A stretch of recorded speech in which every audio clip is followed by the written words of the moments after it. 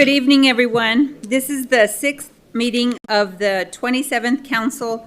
Will come to order. All councilors are present this evening, and we added something to the agenda here in the front. So we're happy to be offering English-Spanish interpretation this session by clicking on the More icon or the globe in your toolbar at the bottom of your Zoom screen. You can choose your language of preference. Presenters and hosts, remember to choose English in order to hear comments interpreted from Spanish. Also, please be reminded to speak at a reasonable pace to help facilitate the interpretation. And then I'm going to pause for a second. And these are for the Zoom users. Nos complace ofrecer interpretación del inglés al español para esta sesión. Al hacer clic en el icono More en el globo terráqueo en la barra de herramientas situada en la parte inferior de la pantalla de Zoom, pueden elegir el idioma que prefieran. Recordamos a los presentadores informáticos elegir el inglés. También se les recuerda que hablen a un ritmo razonable para facilitar la interpretación. Thank you. So next we will have a moment of silence followed by the pledge. Oh, and I apologize. Before we do that, I just want to, a moment of silence in honor of Sergeant Michael Schlotman from Bernalillo County Sheriff's Department, Mr. John Santuro, CEO of Albuquerque's Home in USA, and Mr. Joe Chavez. He's from the West Central Community Development Group. He's a board member.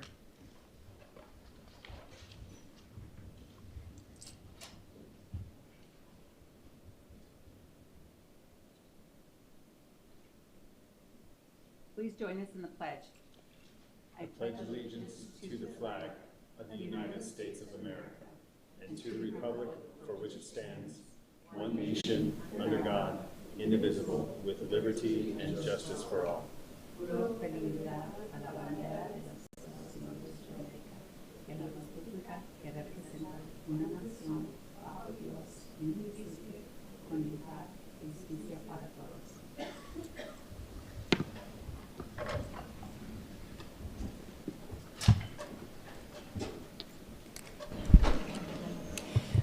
I'll also add in there, and we'll take a moment of silence just to add the service members who had lost their life while protecting our country in Iran.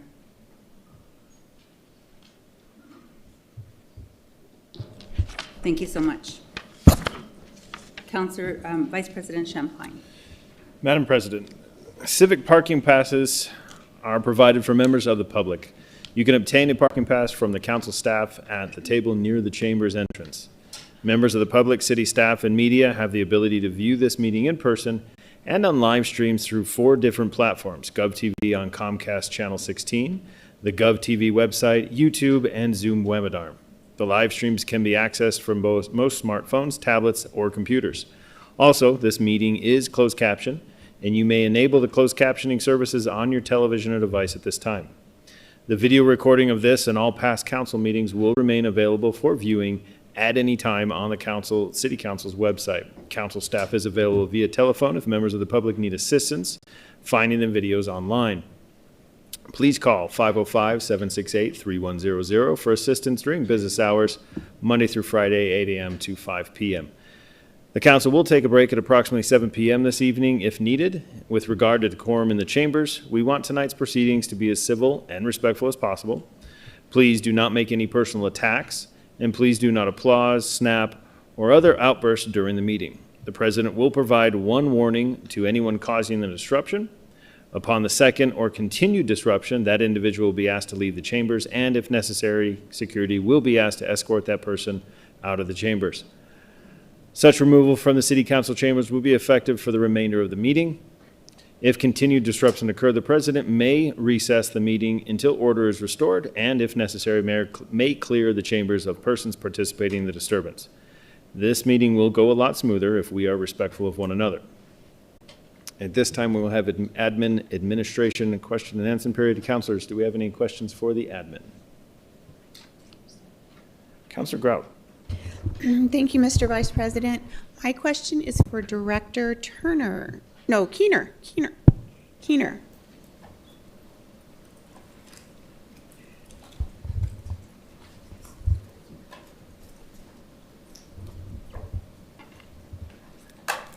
Director Keener.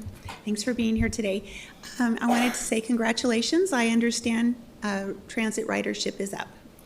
And so I wanted to know, what else do you attribute, or what do you attribute this ridership up? One of the reasons why. Council President and Councilor Grout. So yes, ridership is up. It's against all of our modes. And that includes our fixed route, our paratransit, and our microtransit. So we do have, microtransit is one of our newer modes that got introduced in '24, so that is adding additionally to it. On top of that, I think part of it is because of our reliability increasing. So as you all are well aware, we've had lots of missed service over the years, and we're actually down 93% right now when I look at the first 2 quarters of fiscal year 26 versus the first 2 quarters of fiscal year 25. So I think that's a big part of it, because now people can depend that when the bus is going to be there, that it's going to come. And then also some of the work that we've done with the transit app as well, to help people plan rides, but also to see if we are having to have a bus that's not going to be going out, we are able to cancel those trips, and people are aware of that as well. Very good. Are we fully staffed on drivers? Council President and Councilor Grout, no, we are not fully staffed on drivers, but we have made some big strides there. So we are down into the mid-70s right now for motor coach operators, which is about 30%. So we were upwards of 40% at one point in time. And then for our Sunvan drivers, we're actually around 10% right now vacancy rates. So. Okay, very good. Well, thank you. I'm glad things are improving. It's good to hear. Thank you.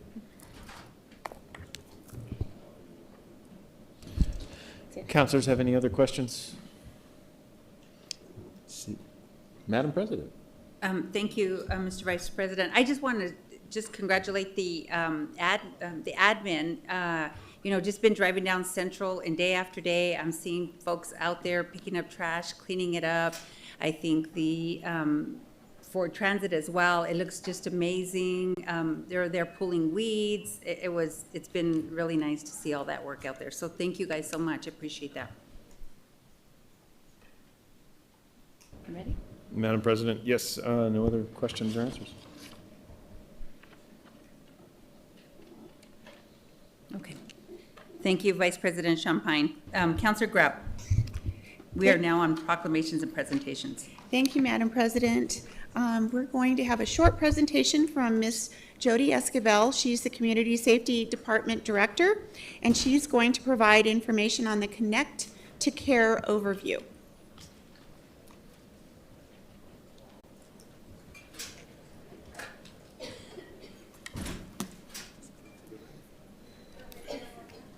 Great, thank you. Awesome.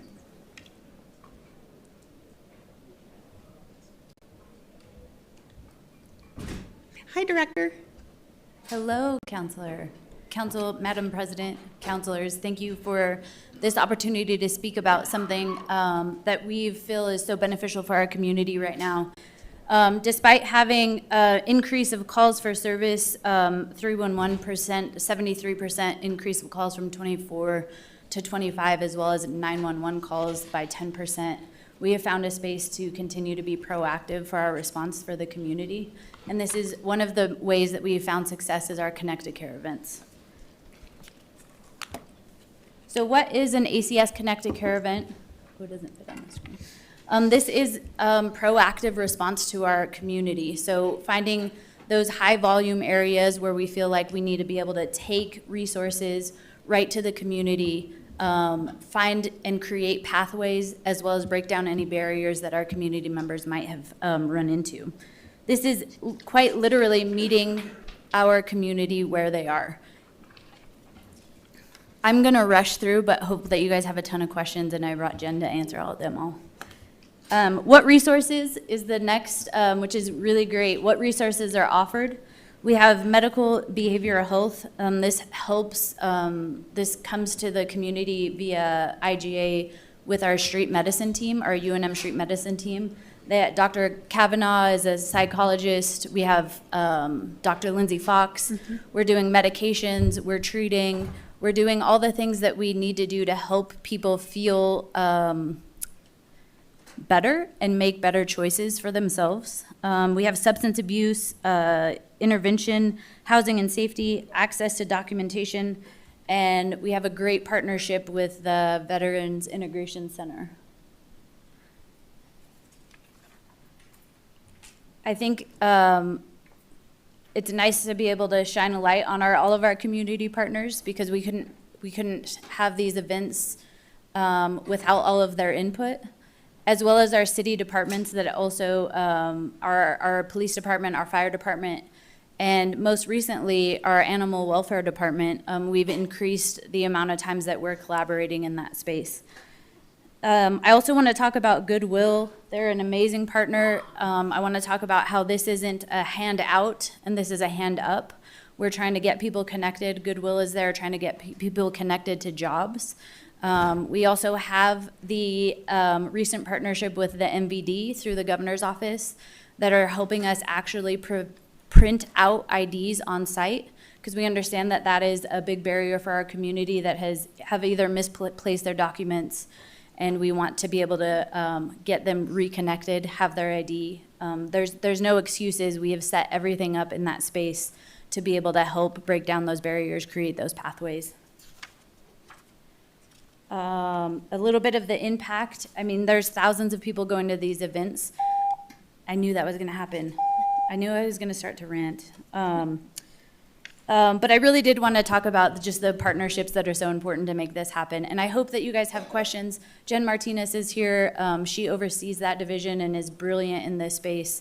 So thankful to be able to share with something that the city, the administration, and everybody, to include all of our partners, are doing something proactive to make sure that we are in the spaces that we need to be in those high targeted areas.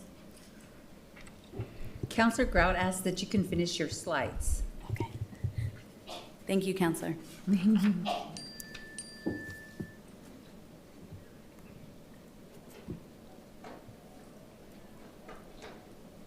I'm going way back to the beginning. I'll just start over and give you more information. I do want to talk about, let's see, I don't really know where it is. I'll just go off of here. The depth of the resources that are in this space are really important. It's out, ACS Street Outreach, our navigators, which you guys have helped with our opiate funding. We've brought on navigators there that have been extremely successful. I have numbers of that as well. Our behavioral health responders are there, our community responders, as well as our core responders. What we found in these events is that people are coming forward that normally wouldn't have. Domestic violence situations. We have given an ultrasound to a woman that had 0 prenatal care and then decided they were giving on-site ultrasounds at the International District Library. It was the first time that she was able to see her baby, and then decided to engage with our opiate education and prevention team and go into treatment. This is something that we've been able to bring into the field and make a big impact. And that's all within ACS's capabilities now. The depth has been really amazing to start to build out. We're just getting better at what we're doing. I hope you guys have questions. Any questions? Counselor Baca. Thank you, Madam Chair. Madam President, sorry about that. I don't have a question. I've gotten to see these firsthand over the last couple of years and the evolution and how much it's improved. I got to go out with Councilor Champagne on one of these.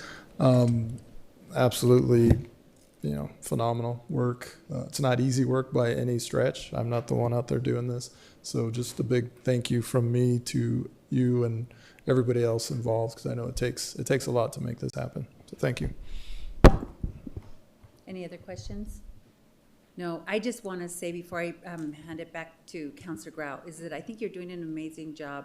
When we first talked about ACS coming, bringing this department on board, it was really about being proactive. Mm-hmm. And, you guys got your hands full and you ended up kind of having to go and, just respond to calls. But to see you come back to what your original vision was and to see all the hard work you're doing, there's people I know in the community that are actually you guys are reaching out to, and it's been really a tremendous help to them. So thank you guys. Thank you, Madam. Thank you, Madam President. Thank you, Director. I have loved to watch you guys grow and evolve as well. And I think you are getting better at your job. That's what you're seeing, what works and what doesn't work and so forth.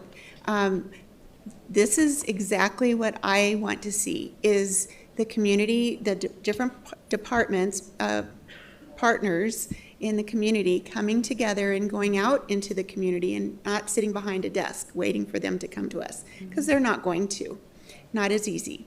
And so going out into the field, and you even told me when we met last week that you're actually even going, you're setting up in an area, and then you're actually going out into the area. And so you're going to find them. You're not waiting for them to come. And as you do that, I know without a doubt that more and more people will hear about your services and will come and take part in it. I love that MVD, New Mexico MVD is there. Don't have an idea? Let's get it done now. The story about the woman getting to hear about her baby, that's very sweet and special, and that's just what we need. Goodwill, I just love the partnership that Goodwill has brought to our city and our community. They are finding jobs for people, and it's working. And of course, the work with from Dr. Fox and the UNM outreach team, very, very good. I mean, all of the things, Veterans Integration System, getting those folks some help and home for them. But this is just one of the, this just warms my heart more than you know, to see the help that you're bringing to the people on the street. And I wish you much success, continued success, and we look forward to seeing even better numbers. Thank you. Thank you, Madam President and councilors. Thank you for the time. Thank you. So next we have a presentation from Dr. Shal Sanchez, Arts and Cultural Director, and Tanya Armenta, CEO of Visit Albuquerque, who will provide a quarterly update on the Route 66 Centennial.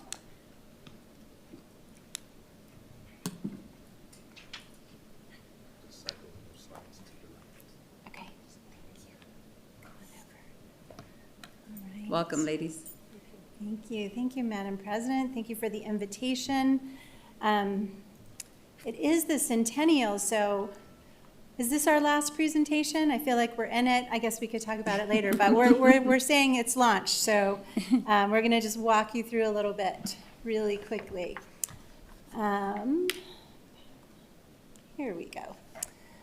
So our Art Fueled Road Trip, which is our signature activation for Route 66 Centennial, is launched. Our shorthand for this is 18 miles, 19 art activations, 20 artists, and 1 poet.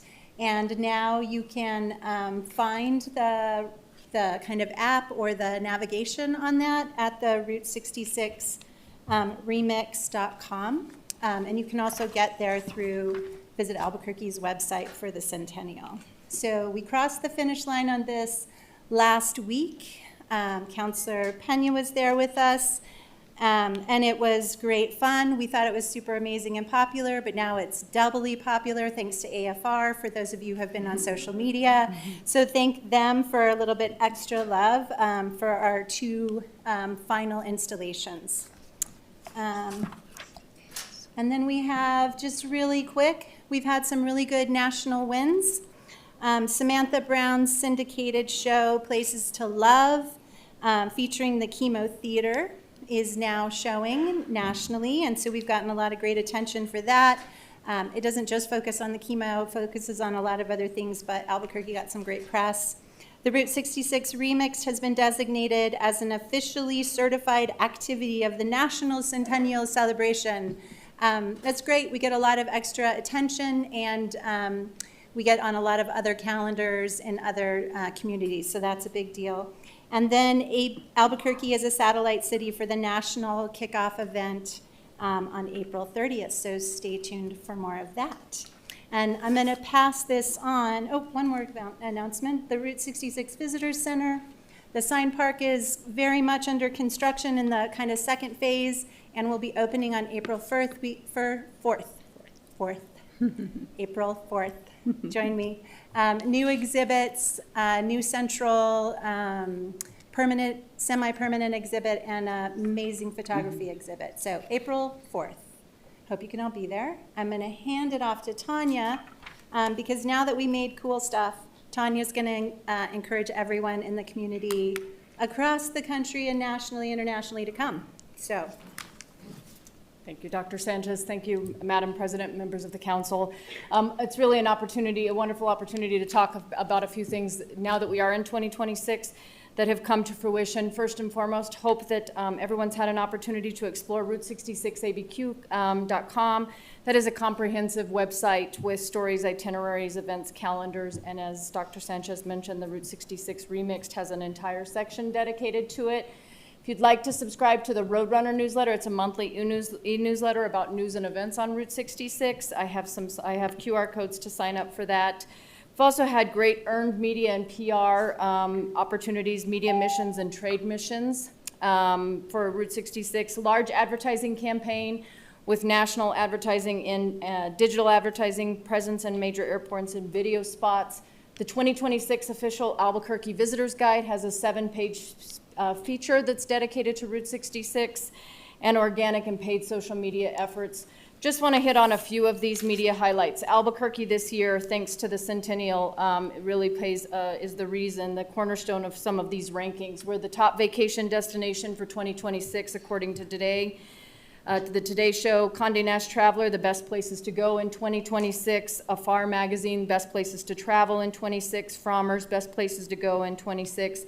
AARP, 8 affordable destinations, and as Shell mentioned, Samantha Brown's Places to Love, also a feature. I have a couple of these because really these snapshots don't really pay justice, so if anyone would like to take a look at these media highlights, just a real opportunity for Albuquerque to capitalize on this interest from the Centennial, thanks to the good work that's been done. Wanted to hit on a few key dates, and I'm not going to hit on all of these, but just a few things that are happening. Of course, July 18th, the Route 66 Summerfest. November 11th is the official 100th birthday of the highway system on November 11th. Some things that are local would be the Roads and Rails Festival the Wills Museum's doing here in April. The other Route 66 exhibit opening at Albuquerque Museum. The Great Race is coming through Albuquerque June 24th. That's at Balloon Fiesta Park. And the Bands of Enchantment Festival, September 26th. And then just to talk about why this is meaningful, I wanted to talk a little bit about some opportunities for us for conversion of travelers. We know the interest has been significant from an international perspective, especially UK, Germany, Japan. We are looking at capitalizing on increasing the international tourism this year, but also domestic as well. Just looking at early 2025, these statistics show travelers that were coming to Albuquerque, 7% were on Route 66, on a Route 66 road trip. This is early 2025. So that's approximately 434,000 travelers that were on a Route 66 road trip. Then you take a look at those visitors that were in Albuquerque who visited Route 66 while they're here. That's 14% of travelers at the time in early 2025. That's 868,000. So those will be used as benchmarking when we compare 2026 to 2025. And from an international perspective, wanted to mention that Albuquerque is currently featured in 208 bookable itineraries that are sold through travel agents, tour operators, and wholesalers in Germany and the UK. And of those itineraries, approximately 65% are Route 66 focused. So those opportunities from an international perspective. Stand for any questions. Thank you, ladies. Does anyone have any questions? Councilor Rogers. Thank you, Madam President. Thank you all so much. We're really excited about all the amazing things. I just wanted to get a follow-up for Director Sanchez on the banners in my district. We had a lovely public commenter talk about them, and I just saw another meme in the Highland District. It just says HI high-land, and somebody made a meme of somebody under the influence right underneath it saying Highland. And so I don't think that leaves us with a good connotation either. So I just want to get an update on where we are in fixing the Centennial banners in my district where it didn't go over pretty well. Madam President, Councilor Rogers, yeah, we are in the midst of that. I believe that we copied you on a response to the community inquiry. We have a quote. We're designing the banners for Silver Hill, and we will get them installed as soon as we can print them, schedule installation, and make that happen. So, well underway. Thank you, Madam President. I would just ask if I could look at them before we purchase them. And it's not just Silver Hill. We sent a a couple of other neighborhoods as well. So if I could look at those before we put them up or order them, that would be great. Because I think if our Office of Neighborhood Coordination or us could have helped, we could have given that feedback ahead of time, saving us extra funding in having to redo them. So I would love the chance to approve them for my district, given the what's happened in our community with these banners. Madam President, Councilor Rogers, at this point, we're working on the Silver Hill banners based on the available budget, but I'm happy to talk to you about the other requests that you have for changing out the existing banners. Thank you. Any other questions, comments? I'll just end it with saying I think you guys have done a phenomenal job. You've been working, just working your tails off to get this done, and really all the accolades that you're getting is a result of the work that you've been doing. Tanya, amazing work. Thanks for your service on the commission, and I look forward to all the excitement this year, because there's a lot of, if you look at even with the Vanderslice monument that was just put up, I don't care what time of the day you go by, it's only been up, like 2 weeks, and there are cars there. I went just the other day to just kind of congratulate Vanderslice and his crew, and I drove up, and that's when the firefighters were there, and I was like, there's a party over here. So yeah, so you guys are doing a great job, so thank you so much. Thank you. So we are now on to the journal. Item number 5, I move approval of the February 17th journal, 18th Second. journal. Second? There's a motion, a second by Councilor Rogers. All those in favor say yes and raise your hand. Yes. Opposed, same motion. Motion passes unanimously. We are now on communication and introductions. Are there any changes to the letter of introduction? Hearing none, I move approval of the letter of introduction. Second? There's a motion, a second by Councilor Grout. All those in favor say yes and raise your hand. Yes. Opposed, no. Motion passes unanimously. We are on to reports of committee. There are none.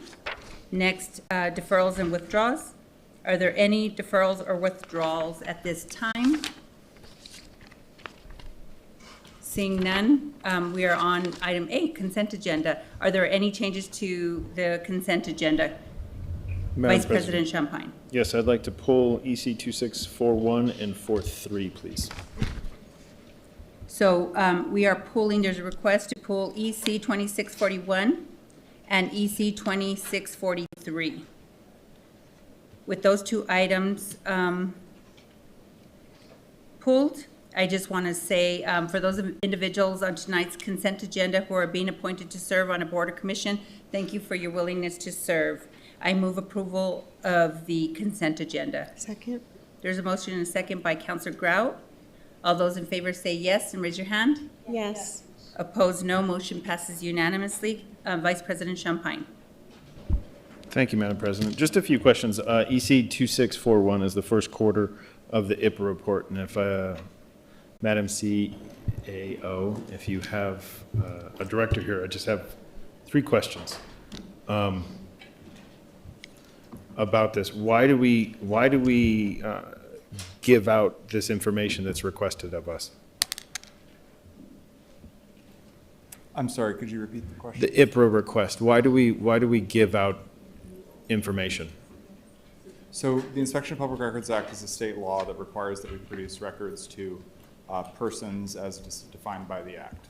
Okay, so we give out video that the city has and has possession of and gives it out freely to the public, but based on a state statute, correct? There is a fee. They can Okay. inspect for free. We do charge a fee if they would like copies of the video. Okay. Is there any criteria for these requests? And the reason why I ask is a lot of this report showed numerous different countries throughout the world requested stuff from the city of Albuquerque, throughout several states. The top one is from Arkansas. But is there a criteria of these requests, or? Madam President, Vice President Champagne, no. I mean, so currently under state law, the only requirement is that they identify the records they are seeking with reasonable particularity. And you are highlighting the concern that we flagged in our report, which is we've seen an explosion of requests from out-of-state and out-of-country YouTubers, is what they appear to be, It appears they are submitting huge numbers of requests to us using AI. I think they have an internet scraper that's submitting something on, I mean, we get 20 to 40 requests from individuals over on Mondays. Okay. Madam President, is there any time that we tell people no? So we can redact records. If they don't describe the records they're seeking adequately, we can reject the request on that ground. But we cannot reject a requester's request based on their location. Okay.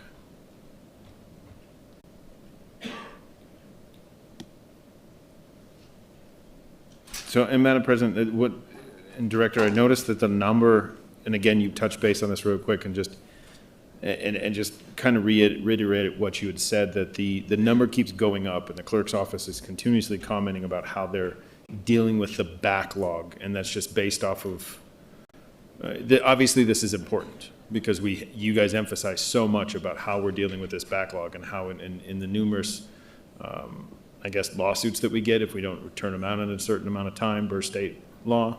Are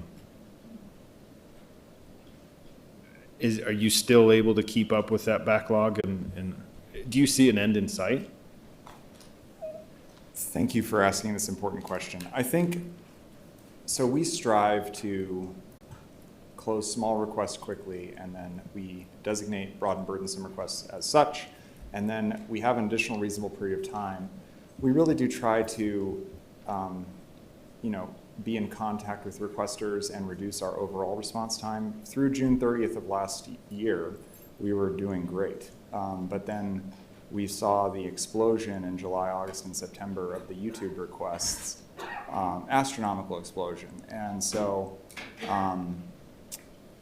I don't know. The answer is I don't know. I mean, I don't know that there's an end in sight. I mean, we did receive 20,000 requests last calendar year. I suspect we're going to receive 20,000 this fiscal year. Because the volume has not let up. So absent changes in state law, no, I do not see an end in sight into this increase in volume. We have been successful in keeping our response time relatively low. I mean, the city does get a large number of simple requests, but we do take longer than 15 days on a large number of requests as well. Okay. Thank you, Madam President. Thank you, Director. Vice President Champagne, do you have a motion? Make a motion to accept EC 2641. There's a motion and a second. Madam President, the motion would actually be a receipt be noted because this is a report. Because it's a report, thank you. Oh, yes. Then I will make a correction to my motion that a receipt be noted.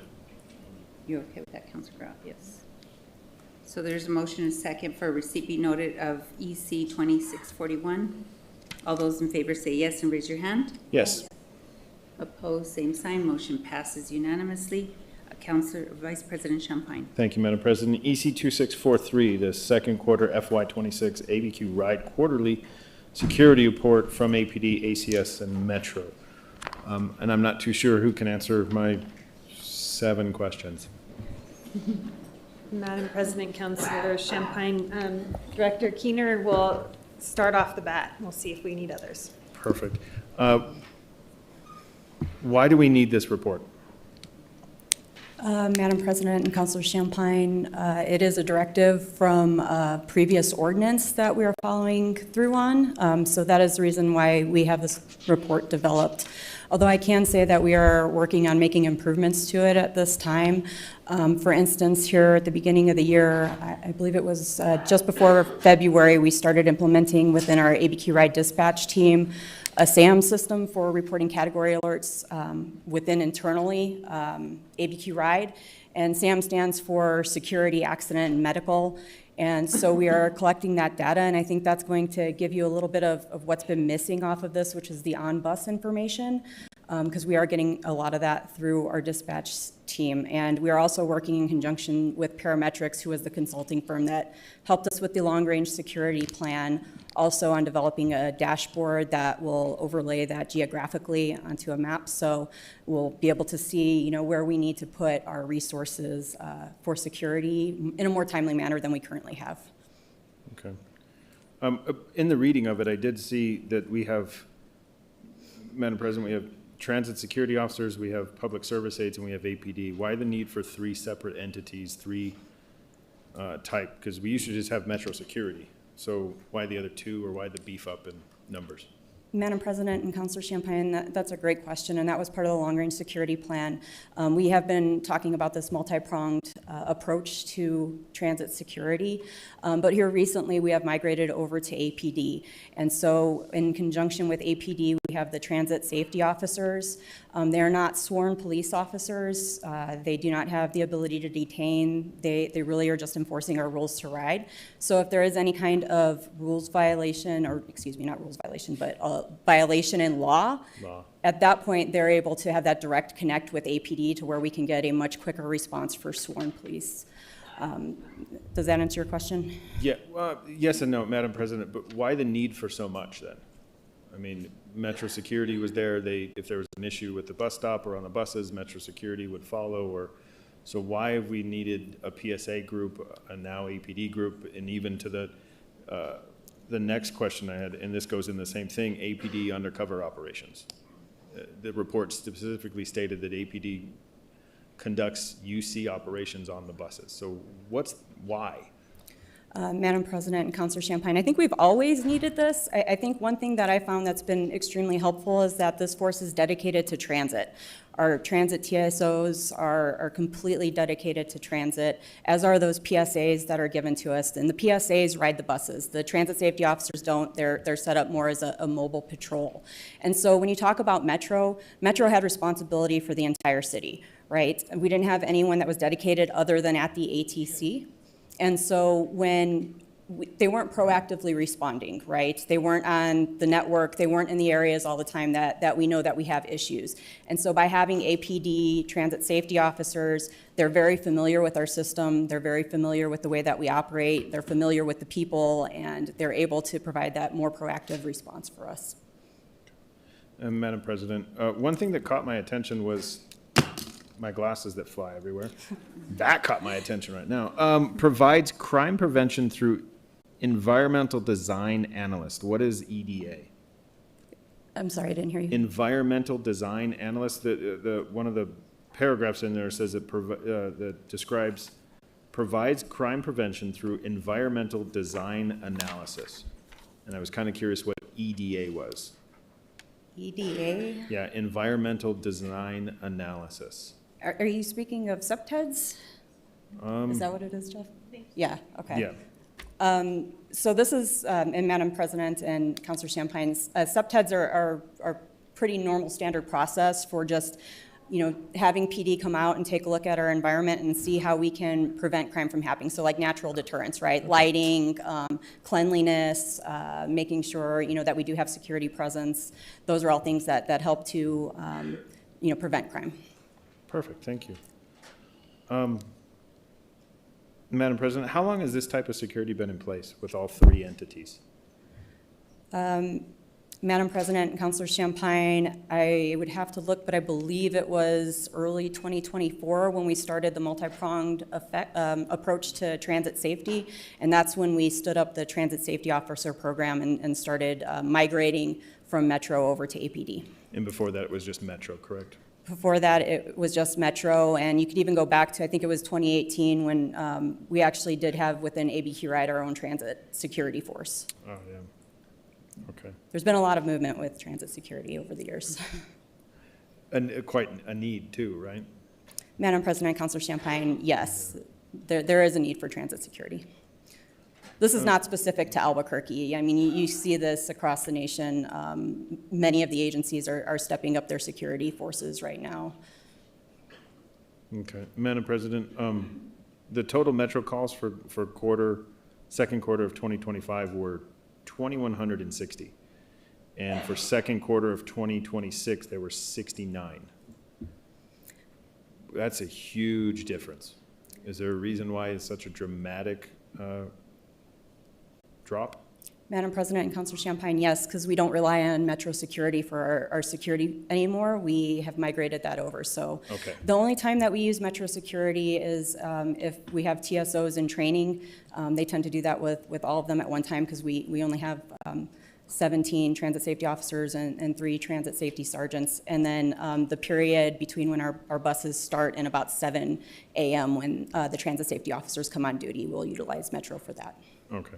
And that, Madam President, the same goes for the transit centers. I guess in FY25, the calls for service were 2,537, and then for Q2 of 26 are 680. Again, that's a 40% drop, or my math is wrong. So, Madam President and Councilor Champagne, the ATC is really the biggest facility that sees our transit security calls. It's the one that we see them the most at, and Metro used to perform security there. They were there 24/7. Here recently, we did transition over to APD TSOs. And then I think it was about the middle of last year, we pulled the TSOs out of the ATC because we needed them mobile in the field. And we replaced them with a contract security at that time. And those are level 2 guards. They do report, so if they have anything that happens at the ATC, they will either call out APD or they will call out the reactive calls you're seeing drop because you're seeing that presence that's out there with APD TSOs. And so, again, like I said, they're very familiar with our system. They're familiar with the people out there. They're able to have, conversations with people and talk to them about the rules to ride, what's acceptable, what's not. And they know who these people are, right? So they're able to get ahead of it when they see them out there. Perfect. Thank you, Madam President. Dr. Sengel, she did a great job. You didn't have to say anything. It was awesome. So I appreciate the information. Thank you. Madam President, I make a motion receipt be noted. So there's a motion and a second for a receipt be noted. We had a question from Councilor Tejas. Oh. Thank you, Madam President. Yes, thank you. I just have a couple of questions. What's the implementation plan for the route by route data, the by corridor method? Do you have a plan for that in place? Madam President and Councilor Tejas, yes, as I just mentioned, we just implemented with our own ABQ Ride dispatch team to where they're tracking that stuff in a much better fashion. I anticipate that by the last quarter report that we do for fiscal year 26, that we'll be able to have a full quarter's worth of that data to provide. Okay. I don't think we'll have the dashboard up and running just yet, but it should follow shortly after. Okay, thank you. Madam President, how are you measuring whether your shift away from the Metro security is producing better outcomes or will produce better outcomes? Madam President and Councilor Tejas, I think that can be seen by just having, again, that presence that is dedicated to transit. So we're seeing and we're hearing from our staff the response times are much better than they were before because we already have the resources in the areas that we typically see issues. And so the response times are much better, and I think people are starting to see that. Okay, great. And I guess my last question, Madam President, thank you, is what is the formal handoff protocol between, APD, ACS, and TSO? Are there any issues that are creating problems that calls are bouncing or anything like that?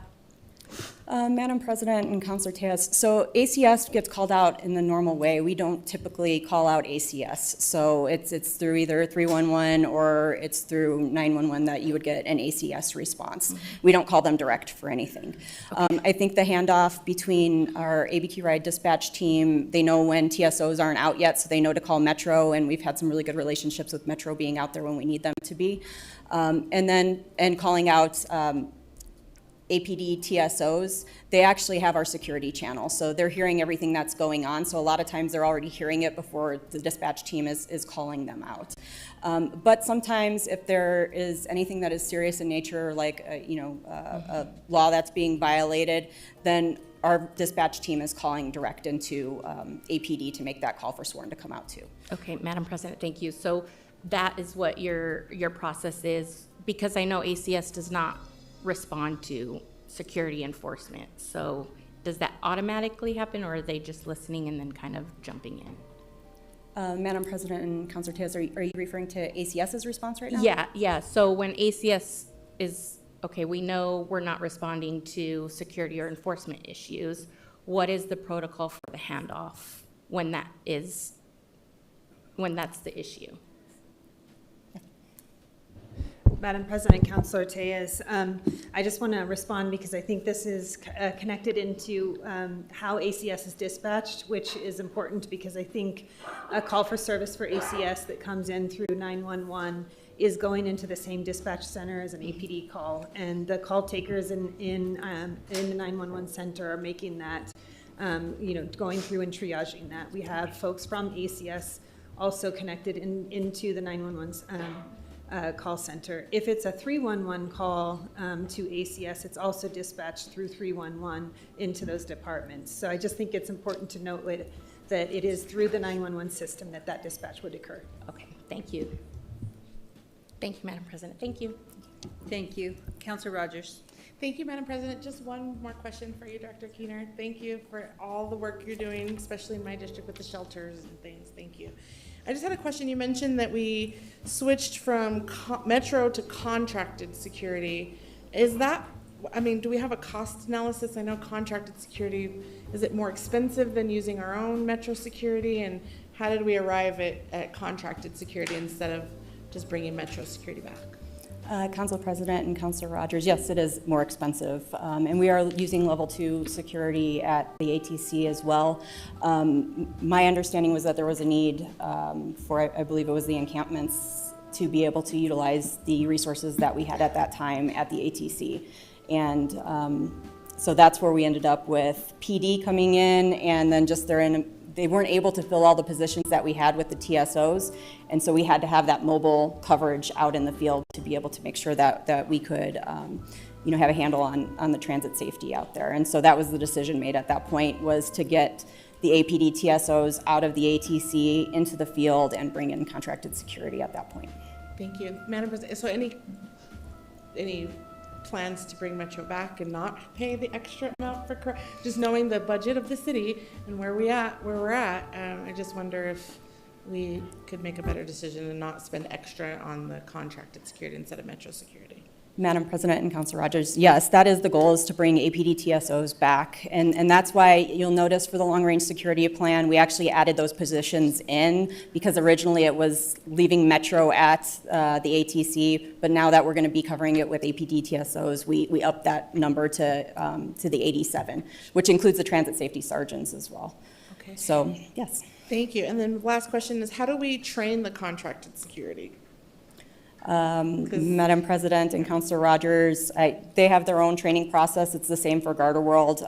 We step in and, we have lots of conversations with them, so they're on our calls on a weekly basis to talk about any kind of issues that we see coming up. Any kind of handling that might not be correct, that's handled very quickly with those teams, and those individuals are either no longer working for us as contracted security, and then they build that back into their training. So contracted security does their own training, but they also are roped into our training as well. Thank you, Madam President. Does that include the ambassador trainings that our ABQ Ride ambassadors are getting? So they can help navigate. The feedback that I've been getting is they're contracted security, they can't actually help our riders navigate anything.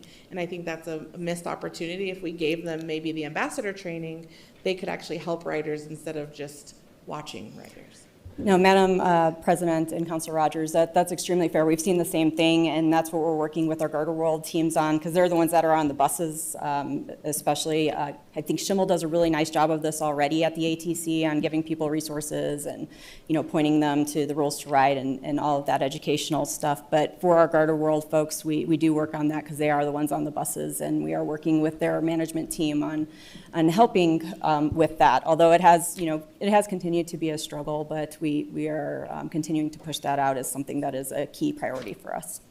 Thank you. Thank you, Madam President.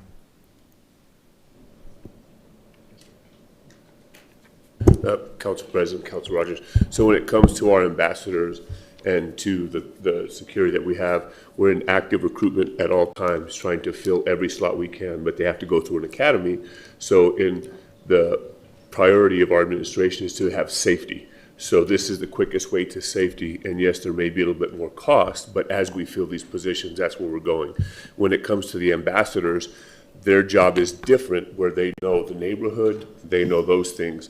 So our security officers that we hire are for security, and the ambassadors are there to clean and then give information as needed. So as we go down that road, those are the two big things.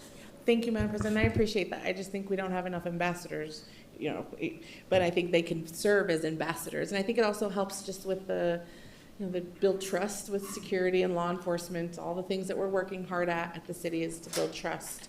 And I think having them be able to be friendly faces as well as the security we need, I think we can balance both. But thank you for that. Thank you, Councilor Rogers. So we have a motion and a second by Councilor Grout for a receipt be noted of EC 2643. All those in favor say yes and raise your hand. Yes. Opposed? Motion passes unanimously. We are now on to announcements. Councilor Bassan. Madam President, there will be an Intergovernmental Legislative Relations Committee meeting on Wednesday, March 4th at 3 p.m. via Zoom video conference, and the Land Use Planning and Zoning Committee meeting scheduled for Wednesday, March 11th is canceled. Thank you. Councilor Lewis. Thank you, Madam President. There'll be a FGO meeting on Monday. March 9th at 5 p.m. in the City Council Committee Room, 9th floor, Suite 9003, City of Albuquerque Government Center.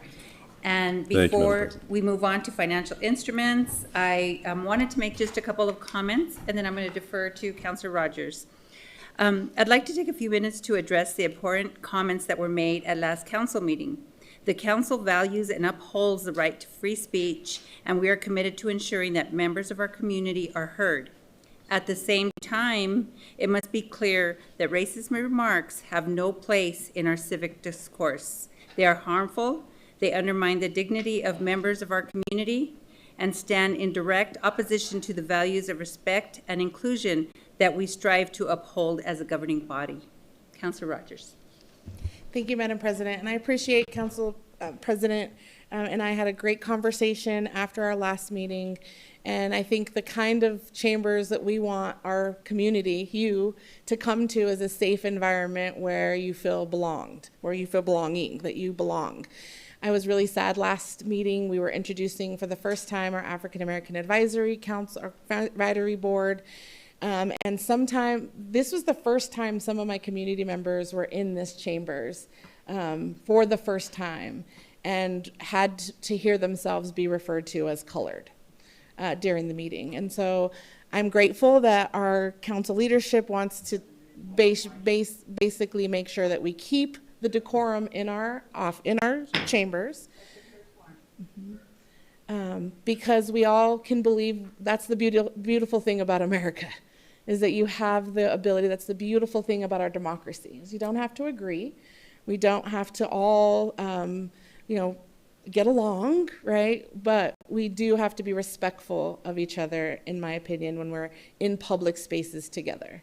And so I'm grateful that we, moving forward in council, can make sure we are modeling that as well. And I take responsibility for that myself as well. Modeling that for our community means a lot. But for our audience, for folks that are watching online, for folks who want to be involved civically, we have to make sure that these chambers are a safe place, regardless of if you're in support or against something.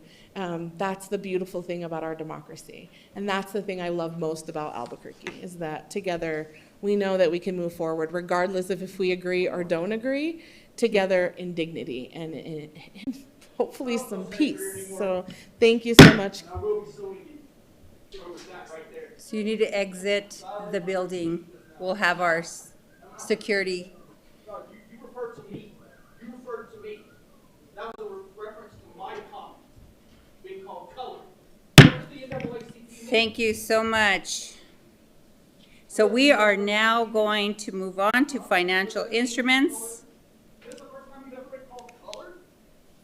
Exactly what the word means. You chose that name, not me. Yeah, I guess it's okay to call people. Why do you it's okay to call people? We have a recording of it. Nobody calls you white. Okay. Ms. Christopherson, just let them exit the building, please. Thank you so much. Okay, so we are now on financial instruments. There are none. We are now on item number 11, appeals. AC05, Maria Gonzalez, agent, appeals the hearing examiner's decision to deny a variance of 30 inches to allow a 66-inch projecting wall sign at the property located at 3715 Silver Avenue Southeast, Zone MXM VA 2025-00170. This will be a full hearing, and all presenters must be sworn in. So anyone who's going to be presenting on this appeal this evening, can you please stand up and raise your right hand? Anyone else? I think you... Okay. Do you affirm under penalty of perjury that your testimony today will be true? Thank you so much. So the time limits for the presenters are as follows. Arguments, 8 minutes for presentation of appellant, 8 minutes presentation from the appealed decision by body, representatives of the ZHE, 3 minutes presentation by or response to questions by city planning staff unless staff spoke as opponents, and then 2 minutes rebuttal by appellant. So now we're going to have our staff, I don't know if Julia or Mr. Victor. Thank you, Council President. Just to sort of orient the body, this appeal concerns a proposed variance of 30 inches to allow a 66-inch projecting wall sign at the property located at 3715 Silver Ave Southeast, 87108, Zone MXM. The issue in this appeal is whether the ZHE's denial of the variance should be upheld. At the City Council meeting on February 18th, 2026, the City Council voted 5-4 to reject the Lujo recommendation findings and hold a full hearing on this matter following the same procedures that that Council President just laid out.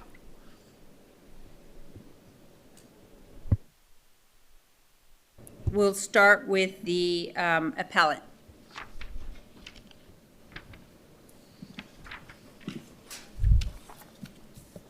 And you'll have 8 minutes. Good evening. My name is Dan Miller. I'm here on behalf of City on Hill Church. I'm a pastor there. Maria Gonzalez is not here, so I'm appearing on our behalf as the church. And I first would like to thank the council president and the other council members for allowing me to be here tonight. I'd like to use your time well. We didn't expect to be here tonight, and I'd like to give you a quick recap of how we got here with the permitting process, and would hopefully give you some details behind that, regardless of what you may or may not know about the things that have gone on so far. The sign in question began this permitting process, was originally designed by one of our church members years ago. It was then installed on the building that we were renting on San Mateo Boulevard years ago. And it represents the central message that we believe is a significant part of our church and what we're about. In 2021, we purchased our very first building. We had rented up until that point, purchased our first building at 3715 Silver. It was a former church building that was in extremely poor condition and that hadn't been a usable structure for years. In fact, that building was the source of one EMS or 911 call per day for a number of years. It was a source of blight for the city. It was a very difficult property, and we invested a lot of time and energy. So with that time and energy and money invested over a year and a half, we transformed that building into a thriving home for our congregation where we meet today on a regular basis. The church gathers together to worship on Sunday. Individuals, young families, and kids gather together from the community on a near daily basis in that building. Then after getting settled into our new space, we decided to pursue installing the sign that had been previously installed on a rented space on San Mateo. And we took that sign to Xeon Signs here in Albuquerque and began the process of actually saying what would need to be done to install this sign on our existing place. When the initial permit was submitted, we were informed that due to the width of the sign as a projecting sign, that the IDO code limit is 30 inches as was stated just a minute ago, we would need to file a variance permit. Based on that information, I personally visited the city zoning department and spoke with the then director and assistant director who are no longer there in that department, unfortunately.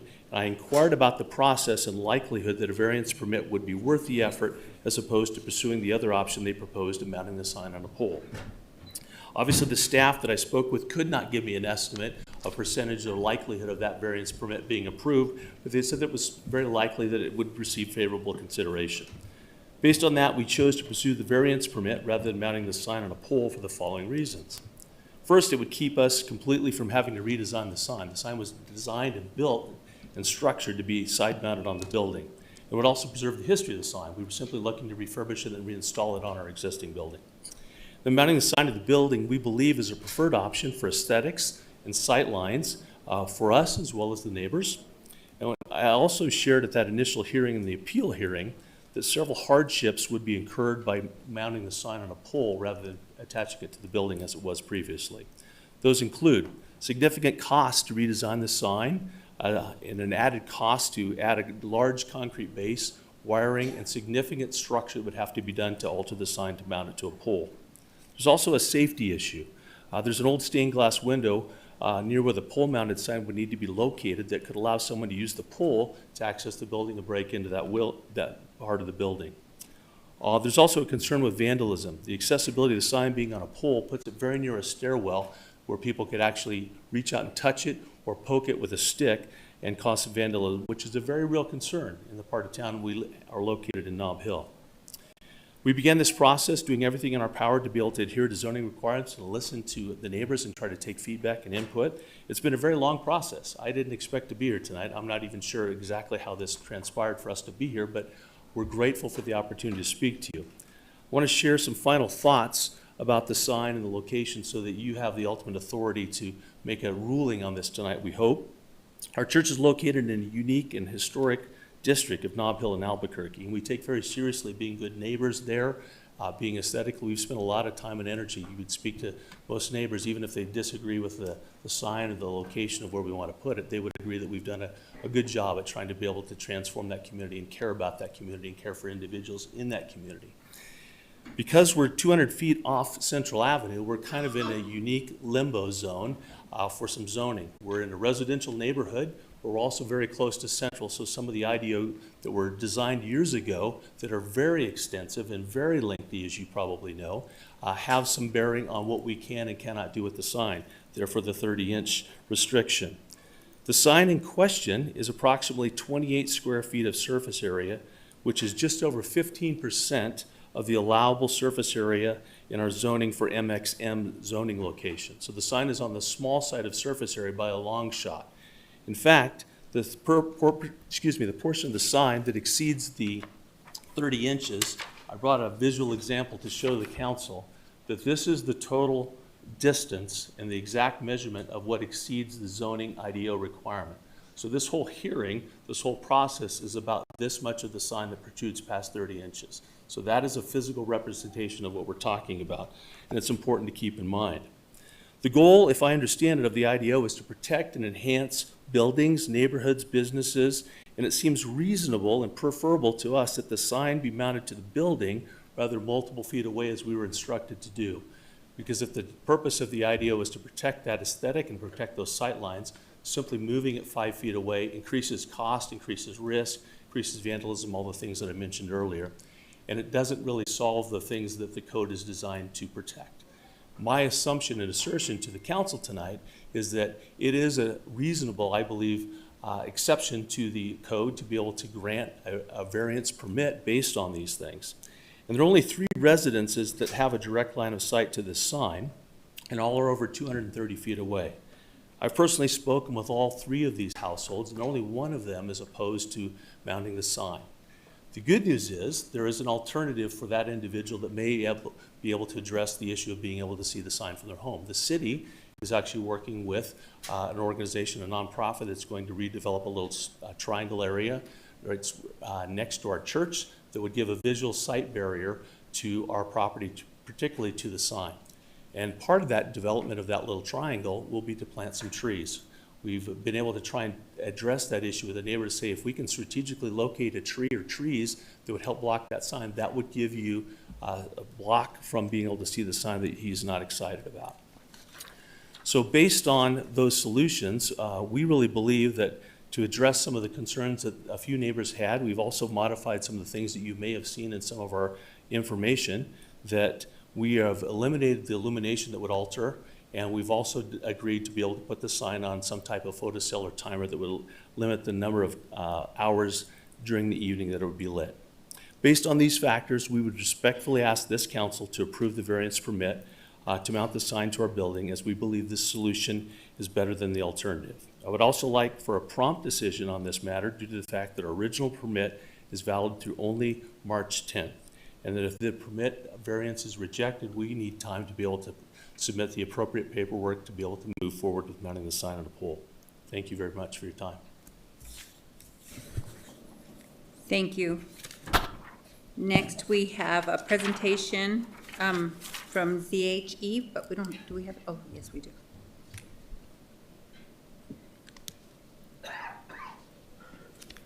Good evening, Madam President, Chair, Councilman. This request was for an appeal to the maximum projection of a sign. The request is for an illuminated projecting sign on a building that is on the National Register of Historic Properties as a contributing building in the Granada Heights Historic District. The IDO allows one projecting sign in the MXM zone district, but limits how far the sign can project from the facade of the building to 30 inches. The request is for a variance of 28 inches beyond the 30 inches, allowing for a total projection of 58 inches, almost 2 times more than the IDO limit, to allow the sign to be installed almost 5 feet from the facade, to the 5 feet to the outside edge of the sign. The ZHE in Lujo found that the applicant failed to meet the burden to justify the requested variance in 2 important decision criteria. Criteria 1, special circumstances on the site that are not self-imposed. The type of sign and its installation were chosen by the applicant. The applicant stated they wanted to mount a sign they already had as a projecting sign because it was less costly than installing it as a freestanding sign. In other words, the hardship posed by the regulations is self-imposed. There were other legal ways to install the existing sign that would not require a variance. Criteria 3 refers to adverse impacts on neighboring properties. A number of residents in the Granada Heights Historic District expressed concern for negative impacts expected at their property due to visibility of this illuminated sign from their homes or balconies. The Planning Department stands behind the ZHE's decision for this case and the Lujo recommendation for this appeal. Thank you. Now we have a presentation or response by our city planning staff. We don't have anyone. Yeah, I just wanted an acknowledgement, okay. And then next we have a 2-minute rebuttal by the appellant, if there's any.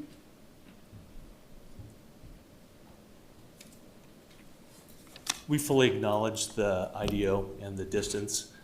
We would contend that there's some significant issues based on the Main Street sign ordinance that we're well below 15% of surface area. The entire argument in rejection of this based on the zoning department is based on the distance from the building. Our assertion is that if we are asked or requested and move forward with putting the sign on a pole, the IDO code has solved nothing. It's actually created a worse problem. It's created more visibility for neighbors, more concern for sight lines. And so the solution is actually worse than the alternative.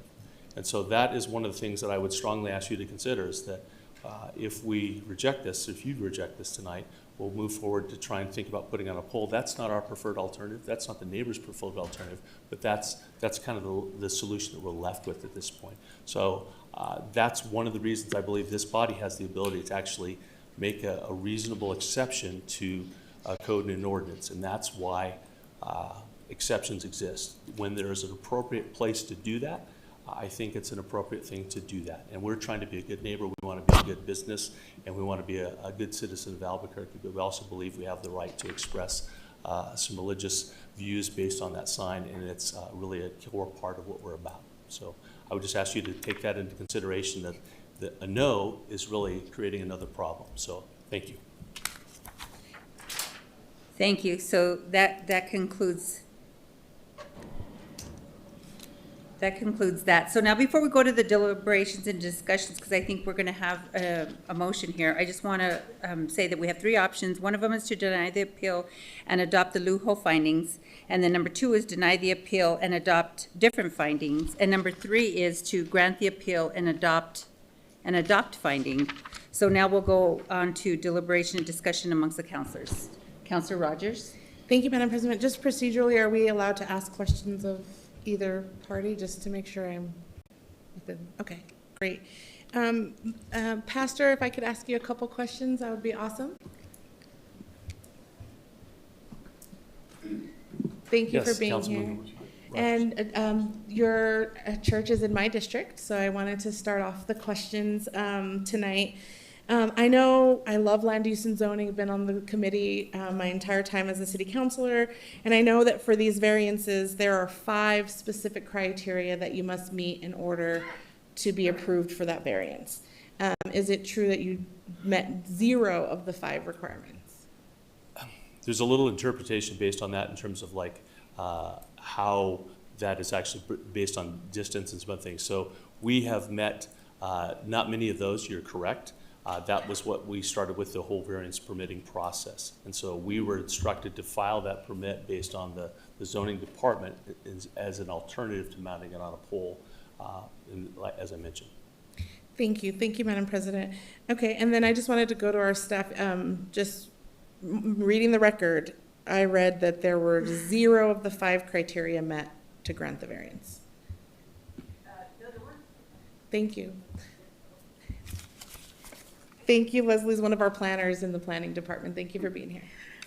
Thank you, President, Madam President and Commissioner, Councilman. Sorry, I'm used to the commissioners. Okay. No,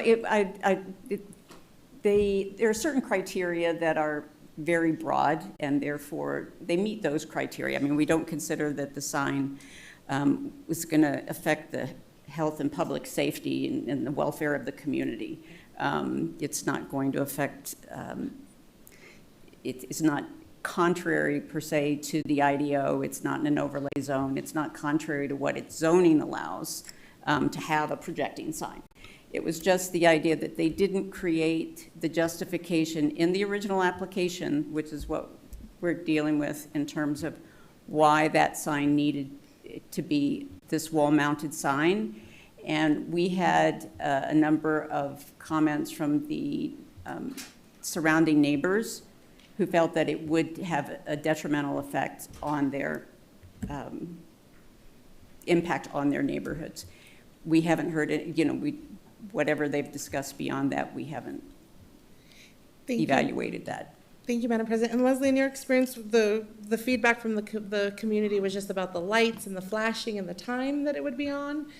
Is that correct? Right. They didn't want the lights on it, and I mean, of course, then there was the added size of it, which was what we're talking about.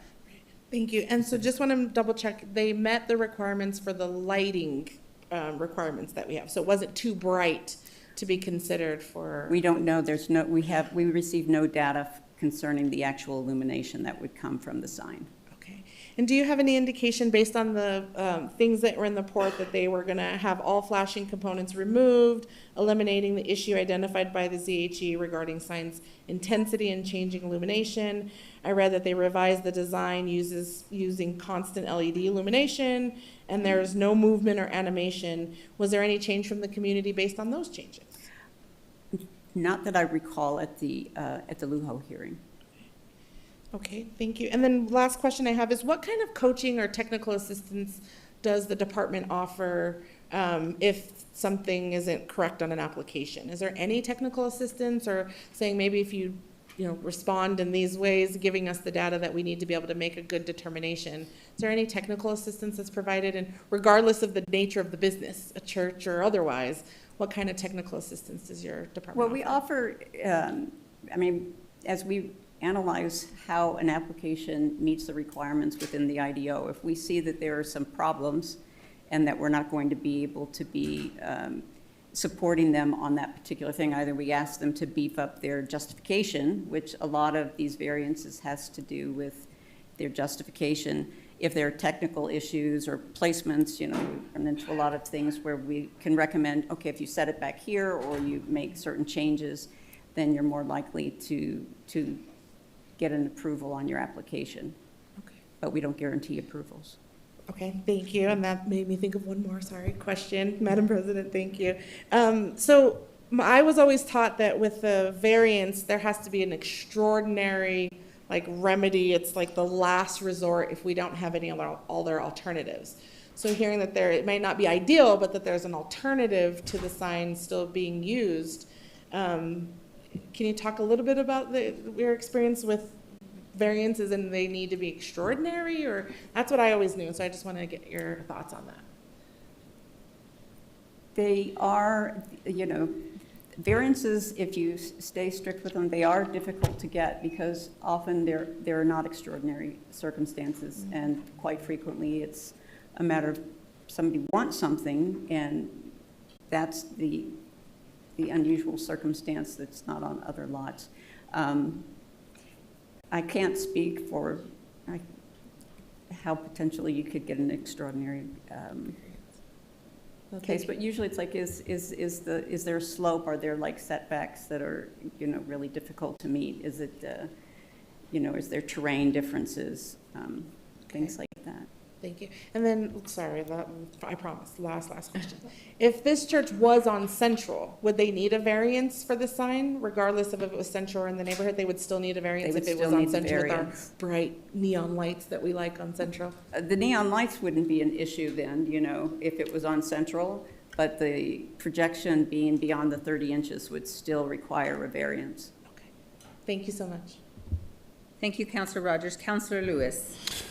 Thank you, Madam President.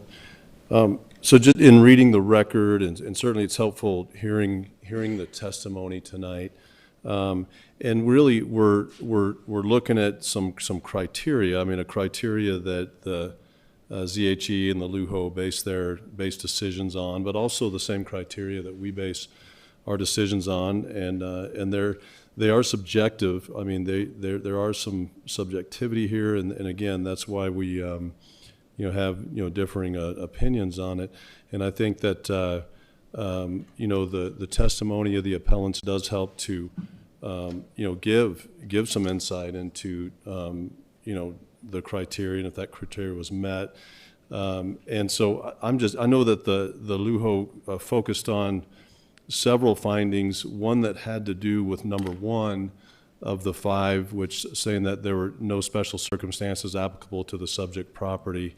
They're not self-imposed, and so they list that criteria. Again, an opinion on that. And then also number 2, that there was insufficient evidence to establish that variance will not be contrary to public safety. And so, I think it's helpful to go down through these 5. And again, based on the testimony tonight, I think, shed some light on the fact, and I think, again, to clarify, when Councilor Rogers mentioned that the appellant, or clarifying whether the appellant met or didn't meet any of them, I think it's pretty clear that a case can be made and that we could grant this appeal tonight and have findings that would show and demonstrate that they do meet, all 5 of these. For example, number 1, the special circumstances. There is a uniqueness of the site. Really, number 1 is all about the uniqueness of the site, and this site is a block from the Route 66 from Central. It's in close proximity to an architectural character that we all cherish as Albuquerque citizens, and so it does further natural and cultural features. I mean, again, this uniqueness about the site preserves and enhances the natural and cultural characteristics and features that contribute to the distinct identity of communities and neighborhoods and cultural landscapes. And so, the placement of the sign on the corner is the only way to allow for a clear sight line, to Central. So it's one of the ways that because of the uniqueness of that site, their ability to be able to have that sight line, and again, our staff could, help us with these findings, but it does further goal 7.3 of the comp plan sense of place, which states that reinforce sense of place through context-sensitive design of development and streetscapes. The second criteria has to do with the variance. That it will not be allowed or materially contrary to the public safety, health, or welfare. Again, I think there's certainly a case to be made to translate, and number two, that it absolutely does, it's absolutely not contrary to public safety. As a sign, there's no public health associated with the fixture of a sign to the corner of the structure. The sign is also, again, some of the things that we found, the sign's compliant with the standard allowance of lumens per typical standard channel letter signage, so that complies with the code. Number three, talking about adverse impacts, so the variance does not cause significant material adverse impacts on surrounding properties or infrastructure improvements in the vicinity. The sign does not alter or impede any infrastructure improvements in the area. And again, as stated above, and what was clear here tonight as well, that the sign will be required to remain in, the appellant said that make sure that it's within the lumen emission stated in our code. And also, the appellants or the applicants mentioned the removing of the flashing action of the sign in order to reduce light pollution on surrounding properties. And the LUHO specifically mentioned that they, that wasn't taken into account, but that was, committed to by the appellants. And real quickly, number four, we could find that the variance will not materially undermine the intent and purpose of the IDO. It's within those standards of the IDO. And then the fifth criteria, the variance approved is the minimum necessary to avoid extraordinary hardship or practical difficulties. I think that's a pretty, easy criteria certainly for this, application to meet. And so, again, I think there's some pretty clear findings in favor of the appeal. And Madam President, I will move to grant the appeal and give ourselves a little bit of time for our staff to help us with just defining the findings and specifically related to the criteria, as I kind of gave some general description of. So there's a motion and a second to grant the appeal and adopt findings of AC 2505. Before we go on to that, is there any discussion on that? But Councillor Baca on the previous discussion. Thank you, Madam President. If I talk about my opinion, if this was on Central, with all the signs that we have on Central, heck yeah, have at it, right? I live downtown. We got light pollution constantly. But that's opinion. Here we have to go by the record in front of the ZHC. And as I read through this, several things here. One, a quick question. Were any of the neighbors notified about this particular meeting tonight? Yes. I'm not asking, sir, I'm asking our staff and planning staff.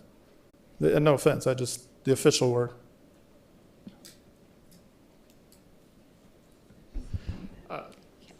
Council President Pena, Councilor Baca. Okay. Sorry, Miss. I apologize. Councilor Baca, if you could just provide clarity on who you want that response from. Go ahead, Miss. Sorry. Our representative. Madam President, yeah. Councilman Baca, they have noticed through the legal ad, but because they are not applicants or the appellant, then they're not parties to the appeal, so therefore they're not given like individual notice. They would have to check on the follow through the hearing and have followed City Council from the last session for this meeting. Thank you. So nobody got a direct notice that they were going to be here. Thank you. That's enough for that. I appreciate that. That was just a clarification from my part, because as I read through this, quite a few of the neighbors were opposed to this particular sign and its location. And, again, if this is on Central, not an issue. However, as we work through IDO issues regularly, neighborhood edges is such a big thing, right?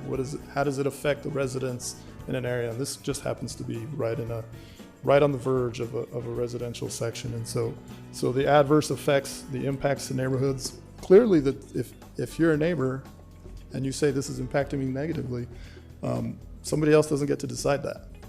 That's fact, right? This will impact me. It's not a 30, I mean, when I look at the size of the sign, that sign is bigger than me. It's not a small sign that we're putting out there. So that's a negative there.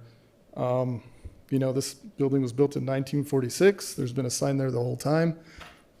Per the record, just like all churches in our community, I think we have 4 downtown. Not a big deal. Obviously, signs aren't a big deal. However, this sign is a pretty big sign, which the neighbors, quite a few neighbors have said that they're not okay with. And then I guess, yeah, obviously hardship was self-imposed because they could have done something else. They didn't have to do this specifically. Although I do like that you were trying to do something better or different. Per the ZHE, they did not follow the IDO. I mean, it's pretty cut and dry. Very cut and dry. Actually, it should be this appeal. We should deny the appeal. And then just to take it, just one final thing, you know, sir, the appellant said that if this gets denied, they're going to do whatever they want. They're going to put up a sign, right? It's not very neighborly to say, if you deny me, I'm going to make it worse for the neighborhood. That actually sounds like a threat, even though you were smiling on the stand. I'm not saying that's what you meant. I'm just saying, per your words, if this gets denied, it's going to be worse for the neighborhood. I'm sorry, that's not taking your neighborhood into account. So with all that, I personally think we should deny the appeal. Thank you. And deny the current motion. Councillor Baca, thank you. Councillor Rogers? Thank you, Madam President. I just had a question for Leslie again. You mentioned that there was no data on the lumens of the light, but Councillor Lewis said that it would meet the requirements. So I just want to get some clarity on, from you, I didn't find it in the record. I just did a search and find for lumen. It was only shown once, but no data on the actual output of the light. Thank you, Madam President, Commissioner Rogers, Councilor Rogers. No, we received no information on the lumens for the sign. Thank you. And then Pastor Miller, or I'm sorry, yes, Miller, right? Pastor Miller, do you have the lumens what's the lumen output for that light? I do not have that information. I'm not aware of that in terms of technical staff. So our representative for the sign company would have to address that. And I think it's adjustable, but I can't verify that 100%.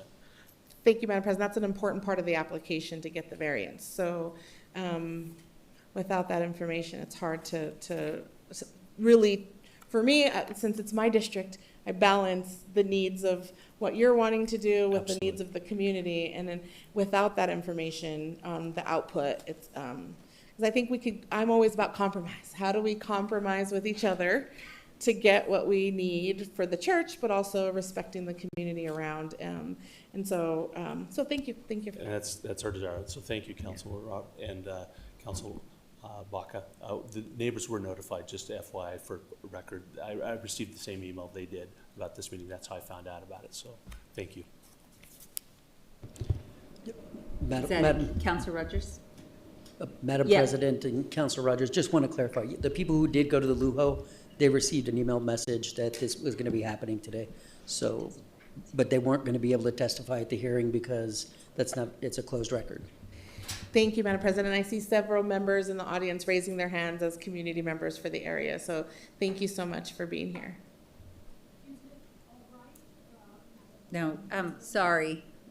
Sorry, there's no discussion. I'm so sorry. Thank you so much. So we're going to go on to Councillor Champagne right now. So know that 20 of us are here to testify. Thank you, ma'am.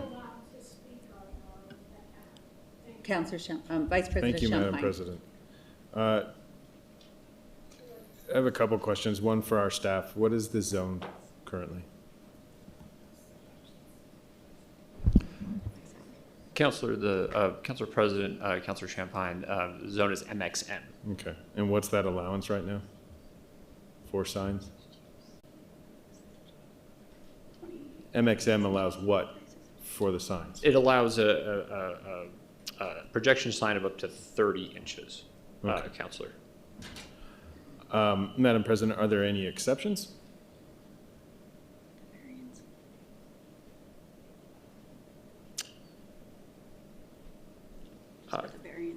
Council President, Councilor Champagne, I think there are none that would exist without a variance. Okay. And what are the boundaries of a main street corridor?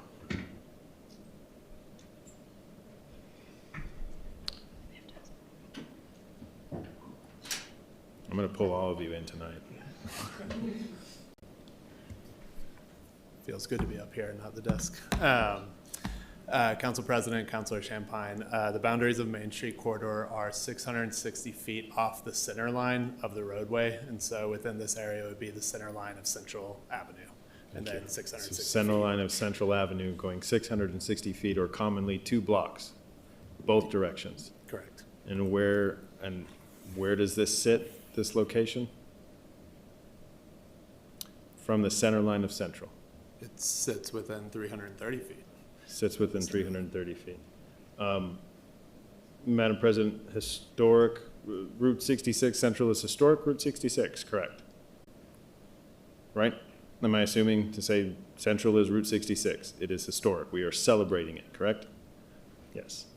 And there is something in the IDO about historic and refurbished neon signs to be allowed on historic Route 66. The amendment, I believe in the IDO in the 2025 is what I'm looking up, allowed historic neon signs to be refurbished and reinstalled, even if they don't meet current size standards. So as long as the design and character are maintained. Am I reading it wrong? Madam President. Vice President Champagne, who are you directing your question to? To our council staff. Or whoever wants to correct me if I am reading it wrong. Mr. Cox is making his way to the podium. Thank you so much. Council President, Councilor Champagne, I was also reminded I may want to be sworn in. That's a good call. On this.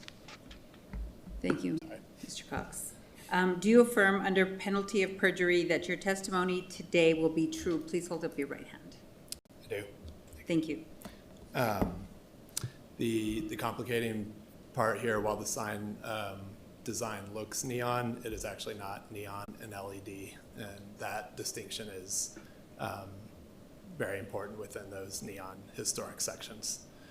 Okay, and Mr. Cox, is it, and I don't know if you can answer this, but it is not neon, it is LED based on the change that was done? Pastor probably would be. It was LED from the get-go in terms of design, yes. Okay.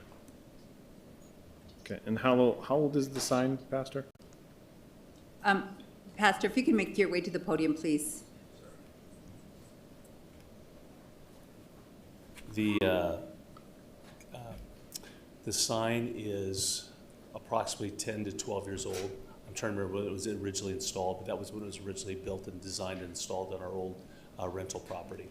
And then we took it in for some refurbishment to look at the possibility of reinstalling it. So that's the history of it. Okay. Madam President, did you, and this is just for my clarification, and this will be my last question, because there's conflicting stories from what I'm listening to, and I might be wrong, but you chatted with the neighbors that this sign would affect, but I heard different that a lot of neighbors don't want this sign. So did you chat to you said 3? There's 3 households, residential households, that have direct line of sight. There's a handful that may have very, very limited peekaboo views of the sign, but there's 3 that would have a direct line of sight to the sign. I've talked to all 3 of those, and then I've spoken to a number of the neighbors, some of which are here tonight, that are probably in opposition to the sign. And so we've spoken at various levels. There's been a Nob Hill Neighborhood Association that I participated in, that they hosted an open forum. There's been multiple discussions. I'm probably invested in this process about 100 hours, which is kind of mind-numbing. And so we really do want to be good neighbors. We want to follow the process. And it's not, let's put up a sign at all costs, like you mentioned. We wouldn't be here if we had just initially taken the zoning commission's advice and put it on the poll. No hearing would have been necessary. It would have probably been a very likely approval, and it would have been up. And so we're simply trying to say, can we just simply mount the sign as it was designed, and then not have to consider going down a road of potentially putting on a pole. We don't want this to be a referendum on sign or no sign. We really believe that we have the right to put it up. We want to do that in a way that's sensitive to our neighbors. We want to care about them. That's why we've tried to make some of the accommodations. And so we don't want to get into a disruptive fight about it, but we really believe that my comment may have been misunderstood, that it's not a let's put it on the wall or the pole, but we want to look at the best alternative. And that's why I want you to have all the information as you make your decision about whether it would be allowed to be an exception for a variance. Okay. Perfect. Thank you, Madam President. Thank you, Councilor Lewis. Thank you, Madam President. Just real quickly, I mean, there was some discussion on the lumens and if this complied. I mean, you know, this sign, like any other sign, would be required to remain in compliance with, you know, lumen emission that's stated in our IDO. I don't think that was in question. And also, I think, you know, Pastor, in some of your discussions with your neighbors too, I mean, when I read the record here too, I mean, the applicant had made clear about not only the you know, complying on the lumens, but also the flashing effect of any sign like that, which I think was one of the concerns of one of the neighbors. But I also think, you know, and Pastor, I'm glad you had a chance to clarify that. I mean, your relationship with the neighbors, because I think you were somewhat mischaracterized here just a little bit ago. And obviously that's you know, as a church, as some of your neighbors, you're a part of that community, and you know, your mission is to you know, to be a good neighbor and to, you know, care for the people in that community, in that area. So I appreciate you clarifying the approach that you have and given the context of it. But again, the 5 criteria, I think there's a pretty clear case that the applicant meets and is not, that's not violating any of the 5 criteria whatsoever. And again, the decision of the LUHO, the ZHE, and what they explained was an opinion based on just several of those that they clarified. But you know, certainly there's a differing opinion on that as well, and that's what this council's for. I mean, and that's what these hearings are for, to be able to determine those. There's not a clear-cut any kind of violation. I mean, this is the process of having a request for a variance, which we do many of those. Thank you, Madam President. Thank you, Councilor. Councilor Tejas. Thank you, Madam President. I have a few questions for Pastor Dan Miller, please.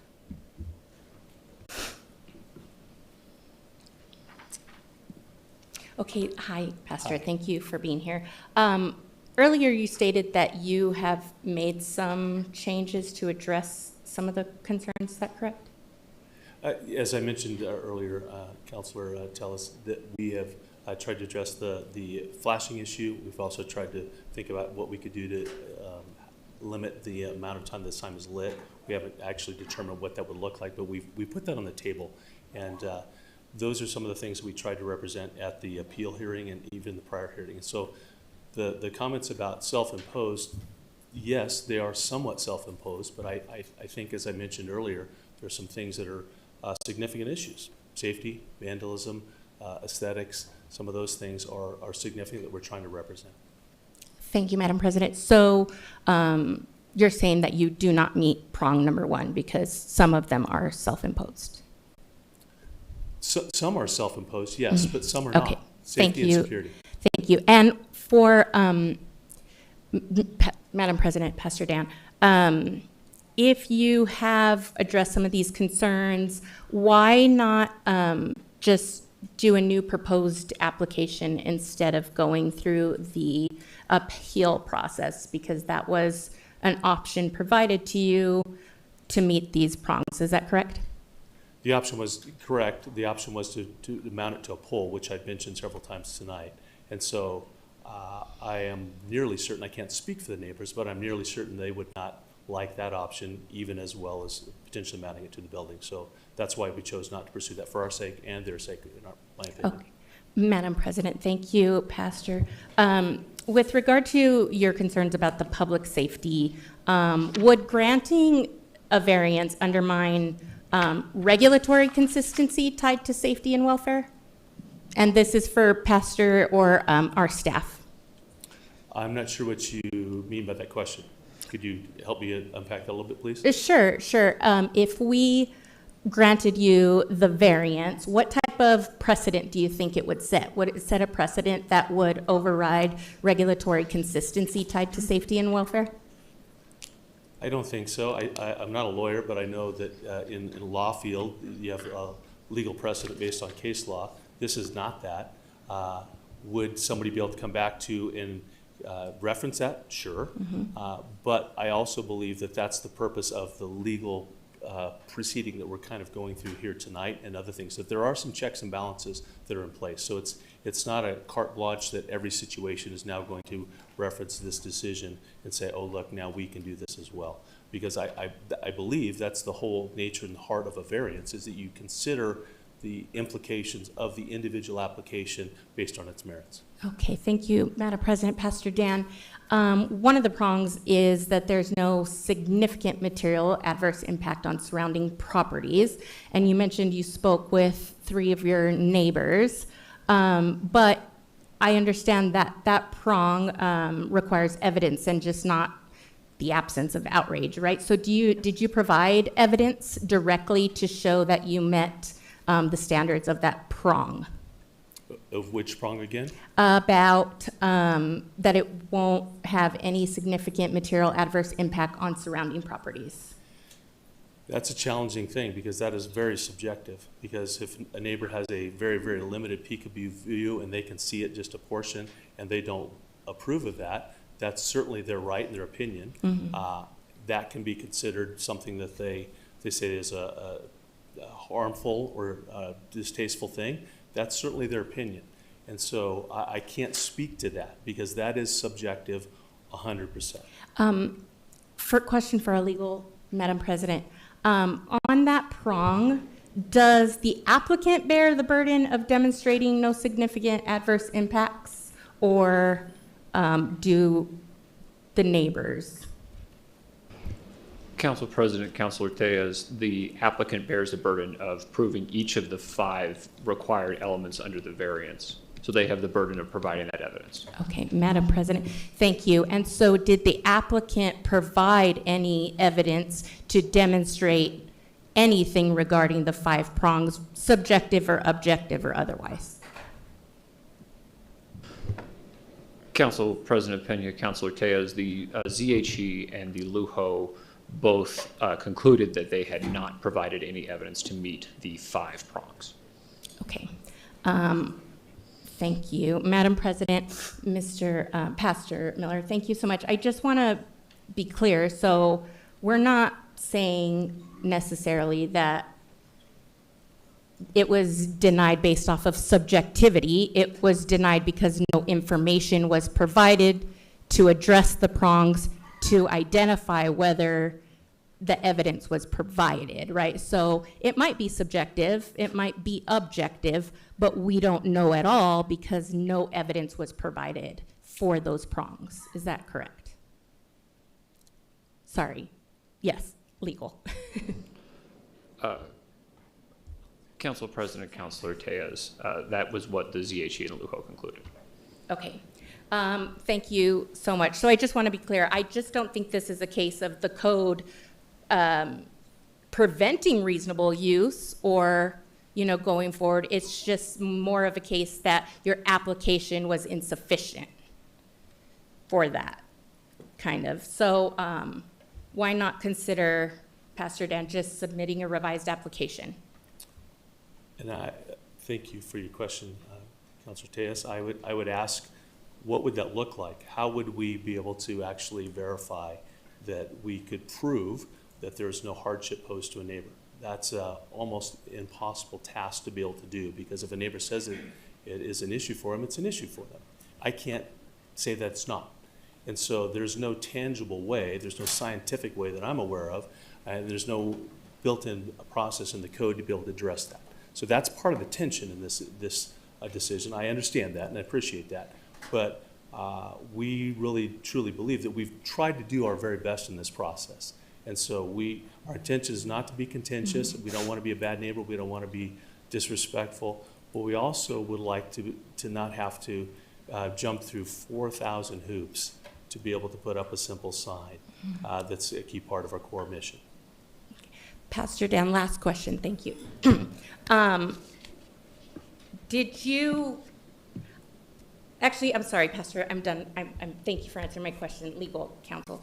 Does the zoning or the law here, does it apply fairly to just any entity, right? Regardless of what the entity might be, whether it be a church or a nonprofit organization or a private company, how is that tied? And has there been any that you can recall factors where the applicant said, I can't possibly provide any of this information, or knowing that they tried anyway,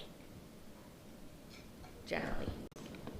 Council President, Councilor Tejas, the variance test and the IDO are to be generally applied.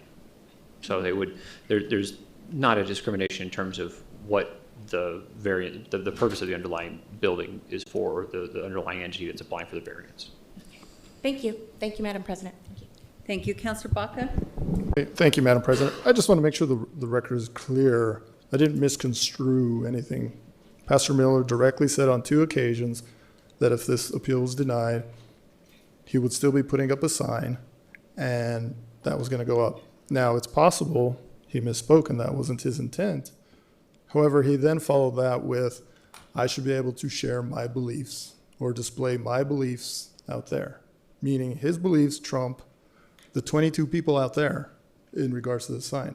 But this isn't about beliefs. This is about the IDO that is created to create consistency and so that we can resolve issues like this. And in this case, he very clearly does not fit the IDO. It's a huge sign right in a residential area. It's not historic, and it's outside of the Main Street designation. This is a very clear-cut case that it did not make it.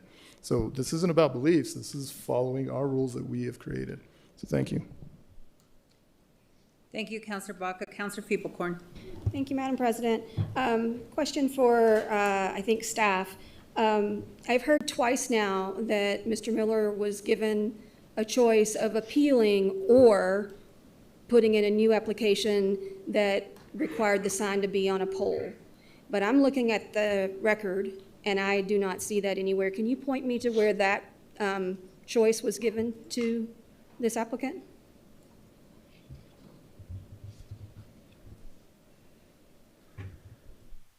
Madam President, while they're looking, I'll just say that doesn't sound like the kind of thing that the hearing examiner would normally tell someone. I think they usually would say something along the lines of, you can reapply, or you can appeal. I have not seen in any of the records, I've only been here for a little over 4 years, so I might have missed something, but I've not seen where the hearing examiner told an applicant that they needed to do a new application with a new approach on the record.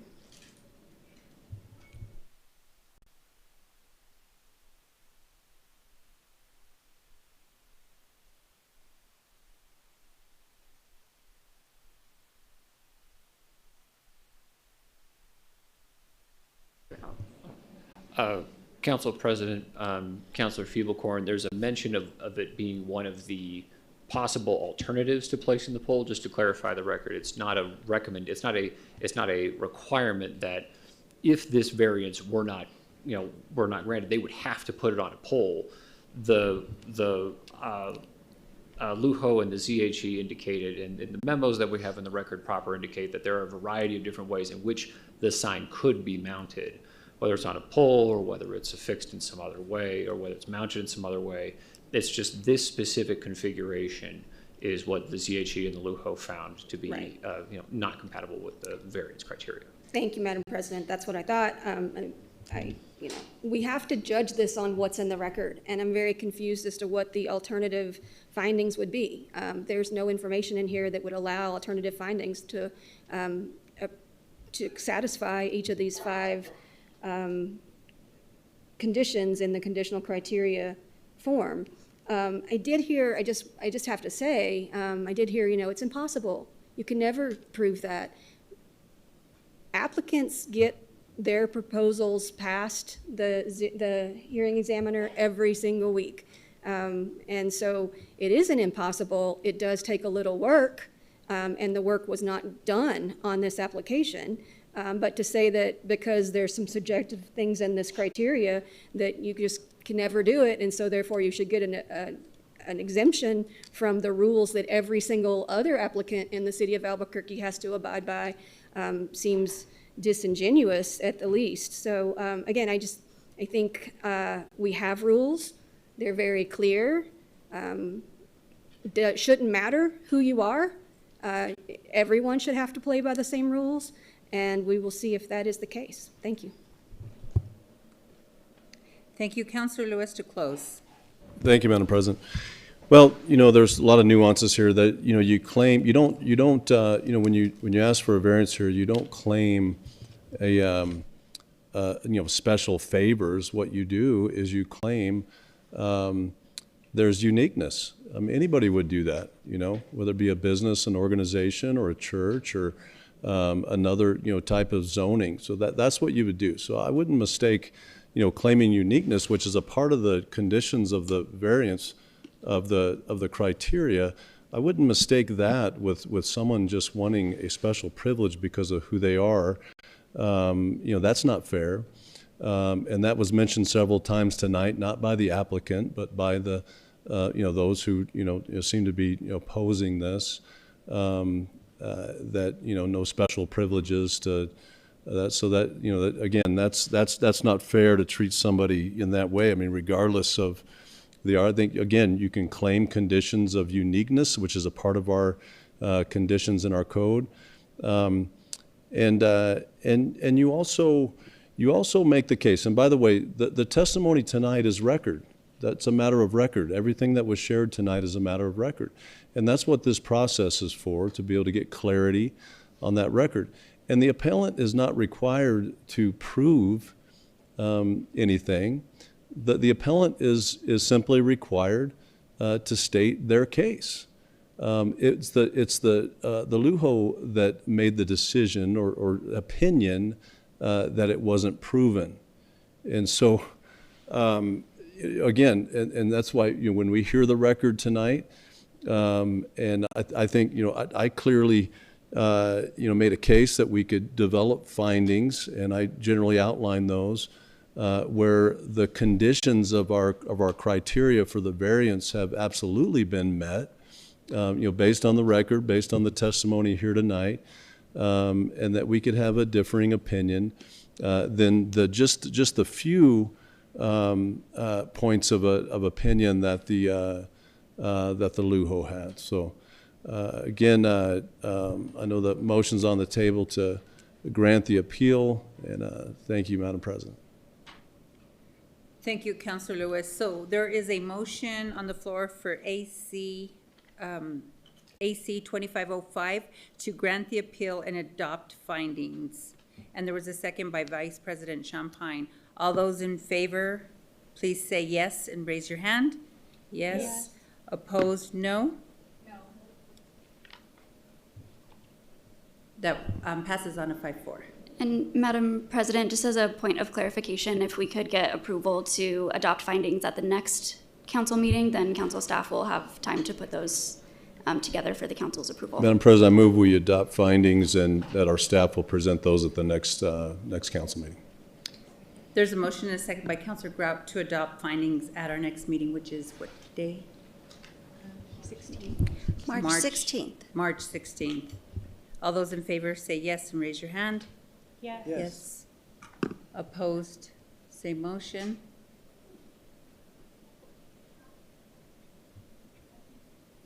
Just one? So that passes on an 8-1. Was that, I didn't see your hand, Councillor Rogers, so. Okay, so we will, before we go to public comment, we are going to break until 7:25. Okay.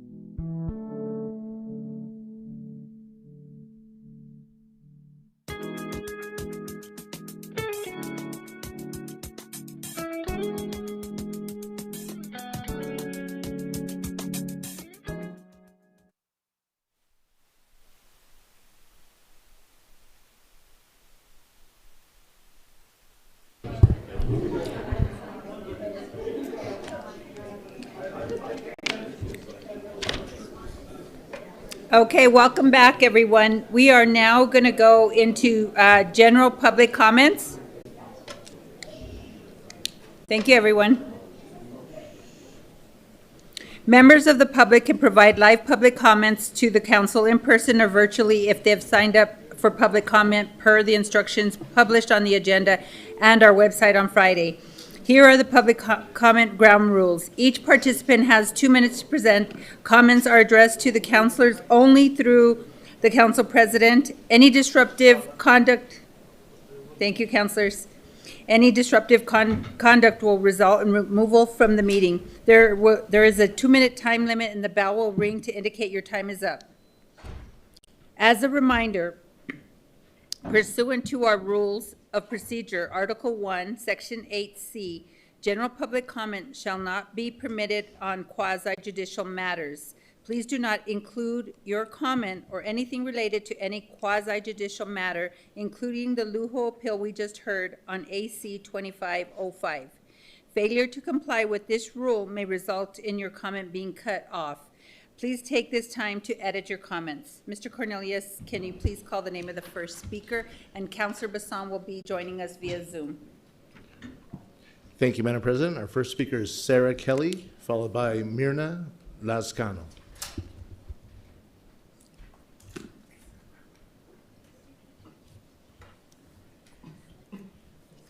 Evening. So I greatly appreciate that you all and some of your speakers addressed some concerns I spoke of at last meeting. That's concerning an incidence of excessive use of force on the part of contract security at the Alvarado Transportation Center. Pardon my scatteredness. So luckily for all of us, I'll sort of scratch some of my indignant commentary that I was going to make this evening, though that's unfortunately I'm sort of scatterbrained, and so it will be all rather disorganized, but I just do wish to still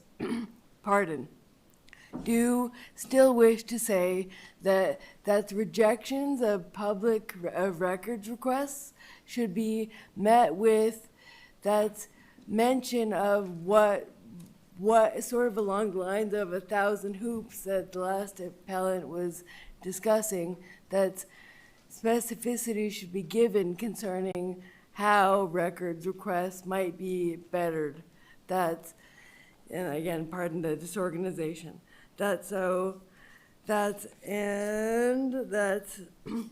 Considering the fact that more and more public services will be met with privatization and contract workers, that one ought to consider oversight as concerns private, measures meeting public services.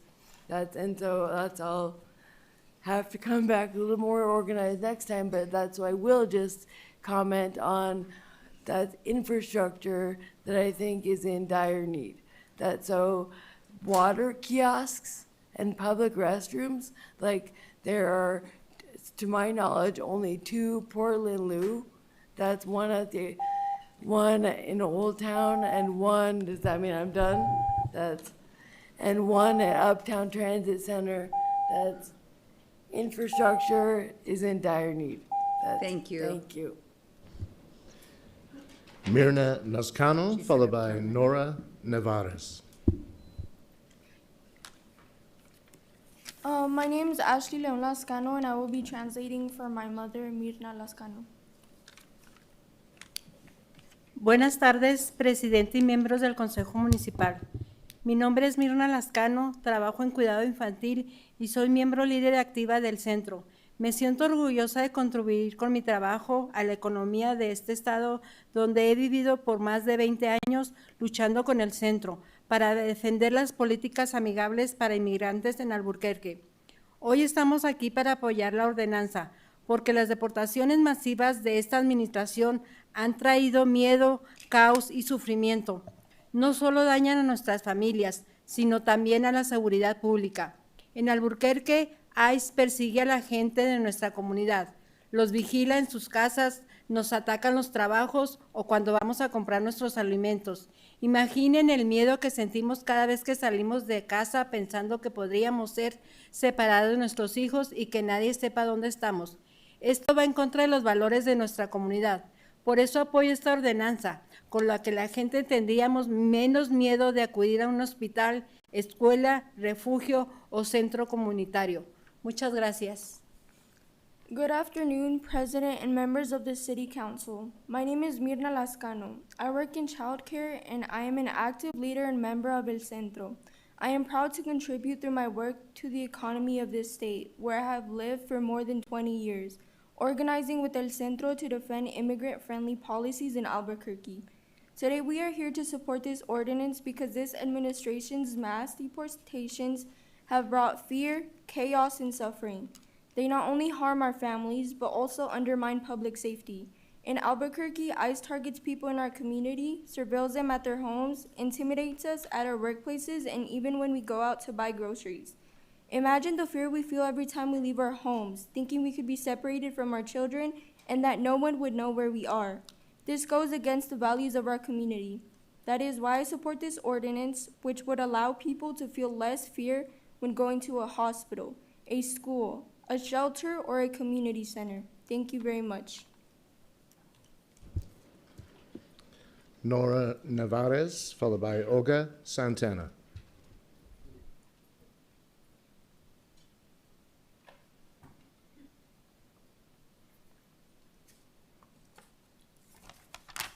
Buenas tardes, presidente y miembro del Consejo Municipal. Mi nombre es Nora Nevares, soy una orgullosa madre, abuela y educadora de niños desde la edad de 6 semanas de nacidos hasta los 12 años y también soy miembro del Centro de Igualdad y Derechos. Hoy estamos aquí para apoyar la introducción de la ordenanza, que presenta un primer paso importante para seguir reafirmando los valores de nuestra comunidad, los valores de nuestras comunidades trabajadoras.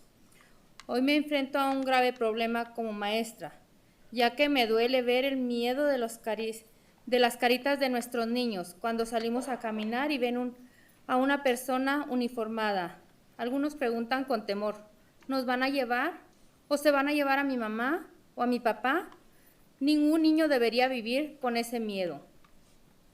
Por eso hoy pedimos seguridad para todas las personas que llamamos a este condado nuestro hogar.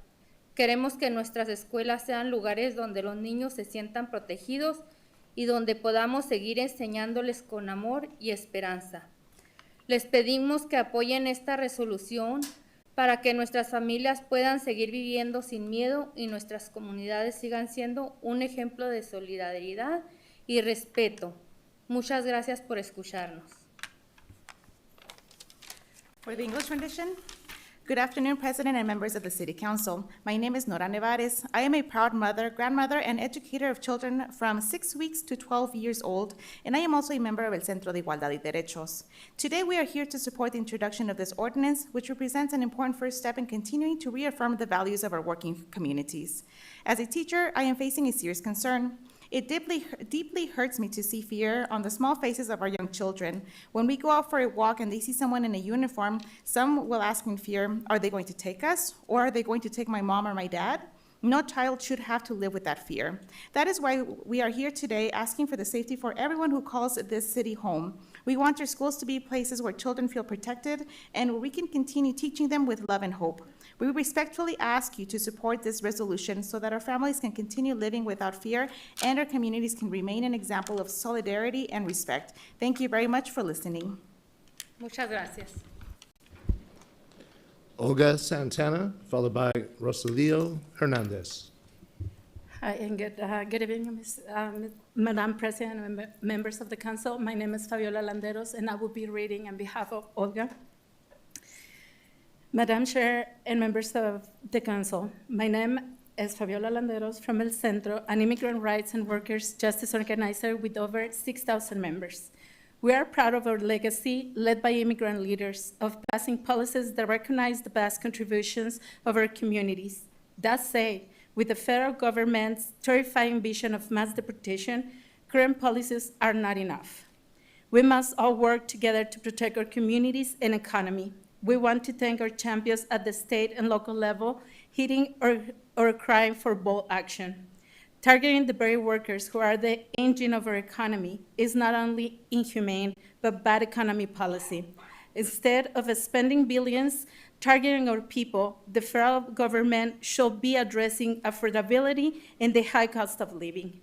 Recent federal immigration enforcement actions including deadly incursions that have shaken communities across the country, underscore the urgent need for bold policy reform that defend the safety and dignity of Albuquerqueños.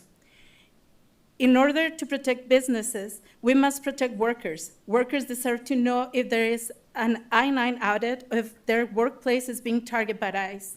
Burqueños, immigrant parents should not have to make safety plans with their children in case they do not return home from work. Victims of crime in their own house should feel safe at shelters. We know safer community places will not stop all detentions, but we will not stop organizing until all New Mexicans are safe and able to thrive. Thank you to the co-sponsors for bringing this forward, because immigrant-friendly is equal to Burken strong. Thank you. Rosalio Hernandez, followed by Elisa Reyes. Good evening, Chair and members of the City Council. My name is Roxana, and I am a member of El Centro, and in solidarity, I will read the testimony of my uncle. My name is Rosalio Hernandez. I am a member of El Centro and the Order of Taqueria Mexico, which I have operated for 30 years. Today, I'm here to support this ordinance because since the administration began, our community has been constantly targeted by the presence of ICE. At my taqueria, individuals in white vehicles wearing green uniforms have shown up, spreading fear among my customers who then decide to leave my business out of here. Some of my workers have missed work multiple times because they are afraid of being detained and not returning to their families, which has reduced both my workforce and my customer base, significantly impacting my income. That is why today I ask you to approve this ordinance for the good of the entire working community so that everyone feels safer visiting places like Taqueria Mexico. Business owners also need to be able to protect our workers and inform them if an I-9 audit has been requested. We want to continue providing our services, contributing to the local economy, and supporting our families. Thank you.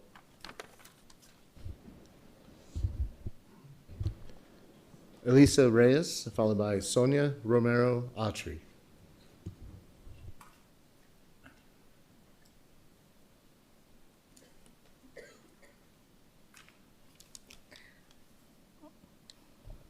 Buenas tardes, presidente y miembros del Consejo Municipal. Mi nombre es Elisa Reyes. Soy promotora en el cuidado de la salud. Pronto retomaré créditos en la carrera de psicología, por lo que trabajo directamente con la comunidad y además soy miembro del centro. Hoy estoy aquí para apoyar la introducción de la ordenanza Lugares Comunitarios Más Seguros. La comunidad necesita cada vez más apoyo y orientación por el miedo constante a ICE, que afecta incluso a residentes y ciudadanos naturalizados, por detenciones basadas en perfil racial y amenazas de quitarles beneficios. Muchas familias viven con temor de salir a trabajar, llevar a sus hijos a la escuela o buscar atención médica por miedo a una detención. Ese miedo impacta directamente la salud, aumenta la ansiedad, la depresión y la presión alta, y el estrés crónico. Cuando una familia tiene miedo, no busca ayuda, no reporta abusos y no accede a servicios básicos. La salud pública incluye estabilidad, información clara y espacios seguros. Les pido que consideren políticas que protejan y fortalezcan a nuestras familias. Una comunidad con menos miedo es una comunidad más saludable. Muchas gracias. Good afternoon, Madam President and members of the City Council. My name is Elisa Reyes, and I am a community health worker. I will soon be resuming credits toward a degree in psychology, which allows me to work directly with the community. I am also a member of El Centro. Today, I'm here to support the introduction of the Safer Community Places Ordinance. Our community increasingly needs support and guidance due to the constant fear of ICE, which affects not only undocumented individuals, but also residents and naturalized citizens, due to detentions based on racial profiling and threats of losing benefits. Many families live in fear of going to work, taking their children to school, or seeking medical care due to fear of detention. This fear directly impacts health, increasing anxiety, depression, high blood pressure, as well as chronic stress. When a family is afraid, they do not seek help, report abuse, or access basic services. Public health includes stability, clear information, and safe spaces. I ask you to consider policies that protect and strengthen our families. A community with less fear is a healthier community. Thank you. Sonia Romero Autry, followed by Francesco Artist.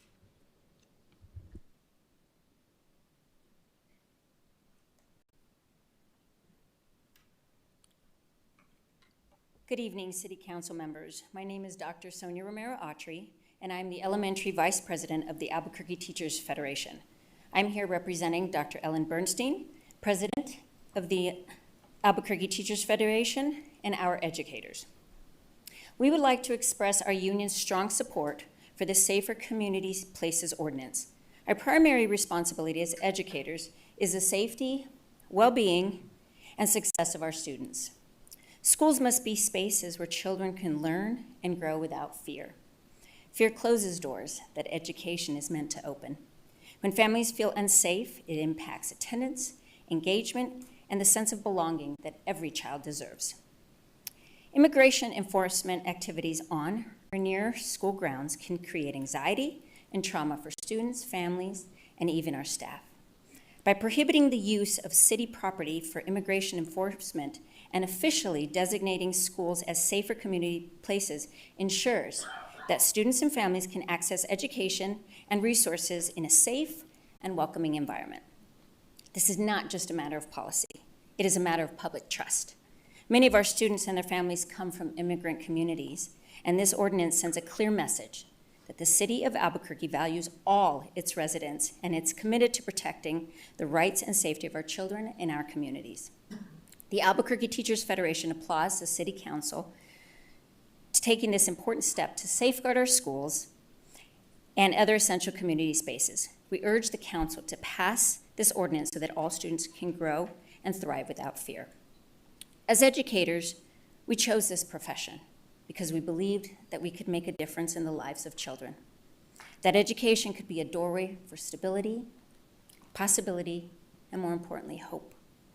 We ask that you stand with us in protecting every child. Let our schools remain sacred places where students can feel safe enough to breathe deeply, belong, and simply be children. Thank you.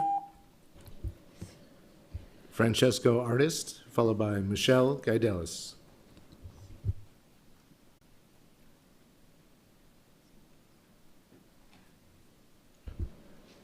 Michelle Gaidelis, followed by Dr. Lisa Christofferson.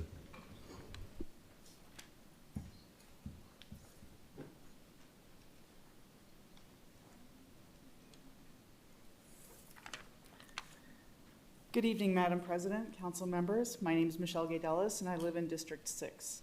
I'm here to urge action on several urgent connected priorities. But first, a question. What is your vision for Albuquerque? Because right now, what I see is car-dependent sprawl, consuming open land up to the edges of our petroglyphs, irreplaceable cultural heritage being paved over for strip malls and parking.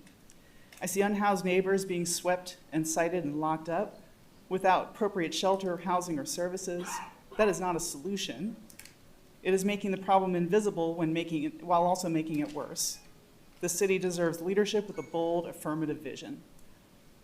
On housing and sprawl, infill housing and increasing density needs to be easier to build.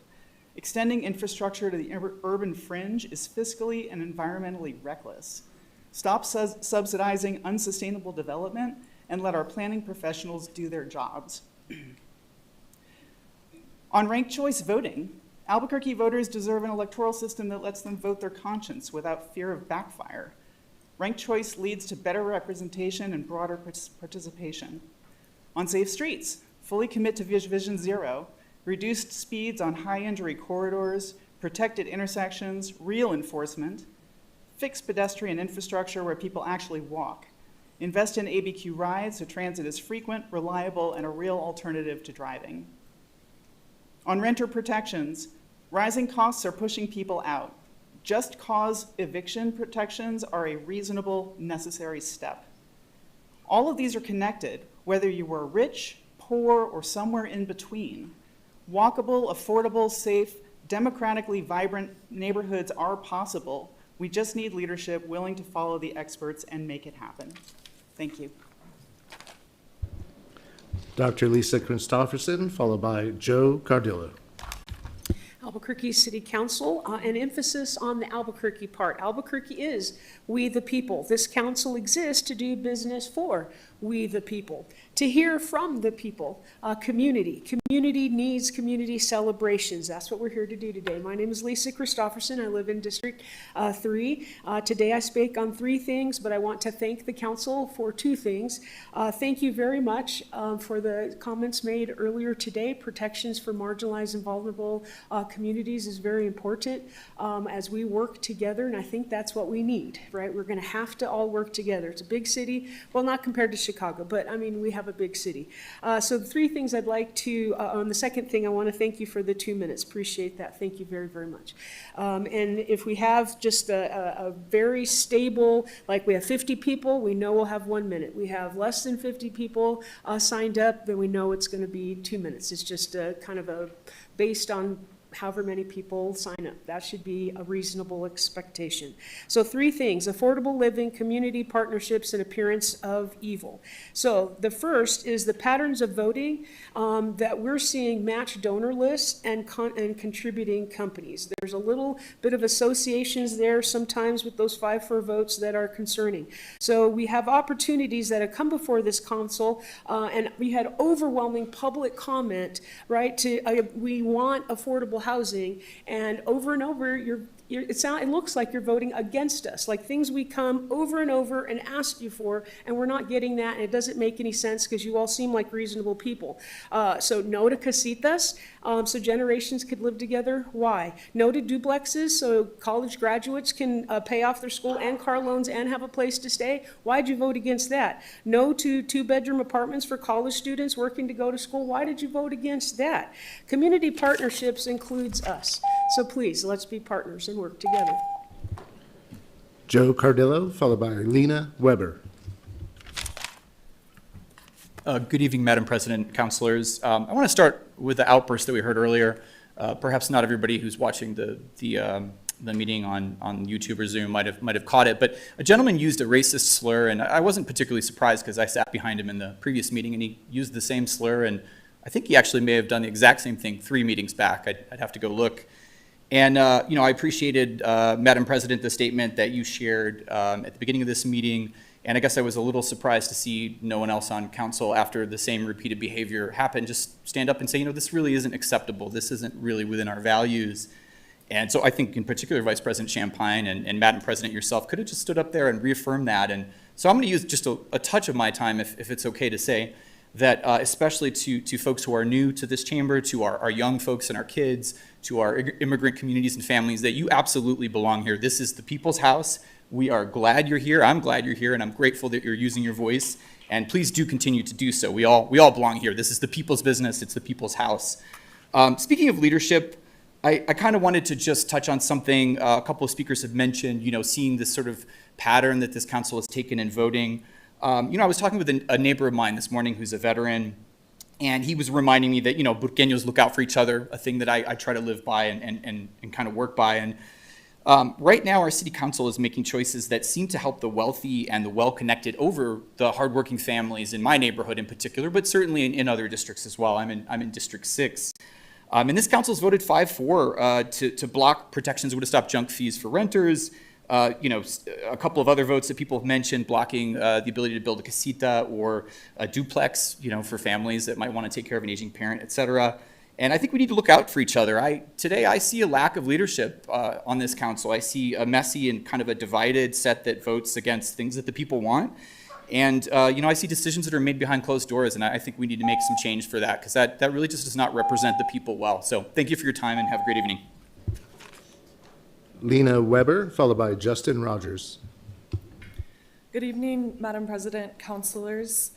My name is Lena Weber. I'm the Policy Director with the ACLU of New Mexico, and on behalf of the ACLU of New Mexico, We're urging the council to support strong action to safeguard public safety, constitutional rights, and community trust.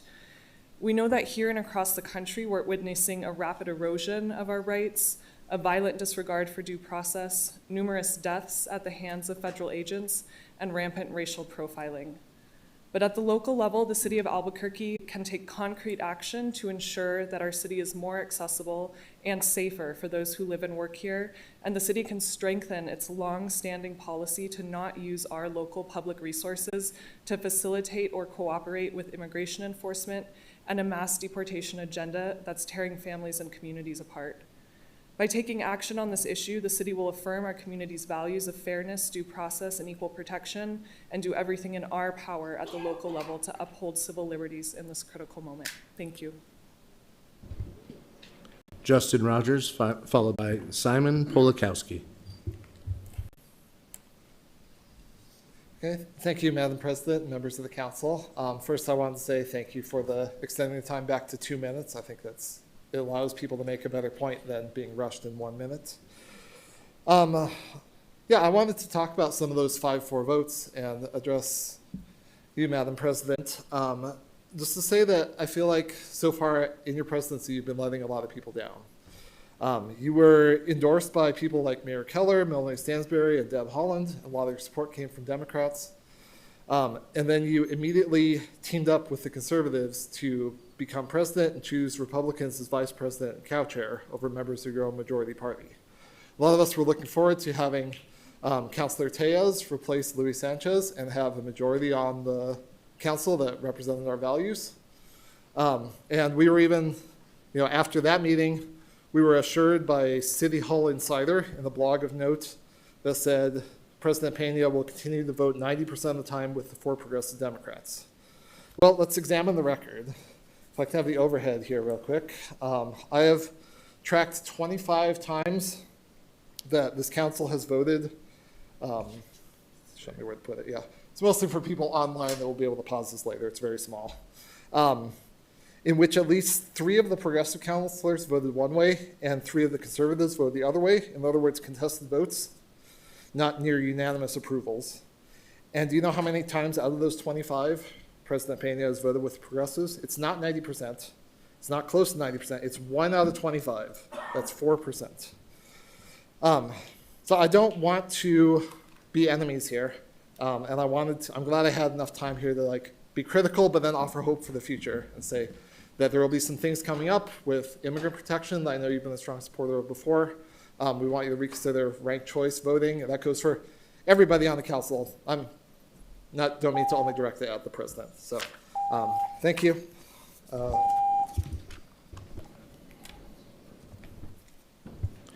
Simon Polakowski, followed by Benjamin Bean. Good evening, Council President, Council. I represent no one but myself. Ranked voting, as long as there's none of the above. We don't have to buy whatever it is either party is selling. And people, I think, would be more willing to participate if they could register their frustration with the political process. Number 2, on my way down here this evening, I saw a woman juggling an empty water bottle in the middle of Carlisle, on an island in the middle of Carlisle. Carlisle and Candelaria. 2 people sleeping down here on Tejeras on the sidewalk. Man, I don't know, it could have been dead laying on a bench on Edith. The homeless issue. It's been kicked down the road now for 40 years. I saw it happening 40 years ago.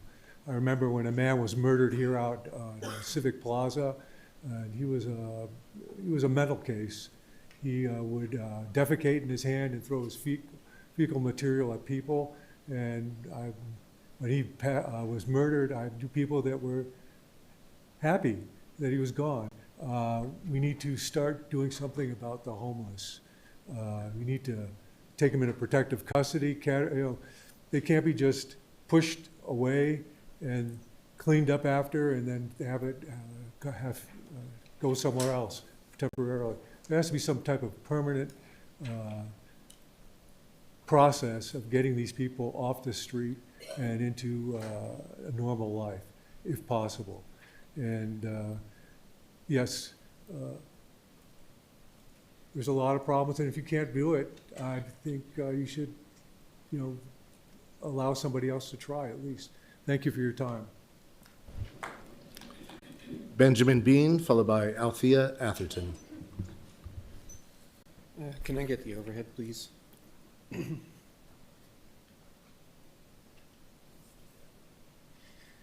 Good evening, Madam Chair, councilors.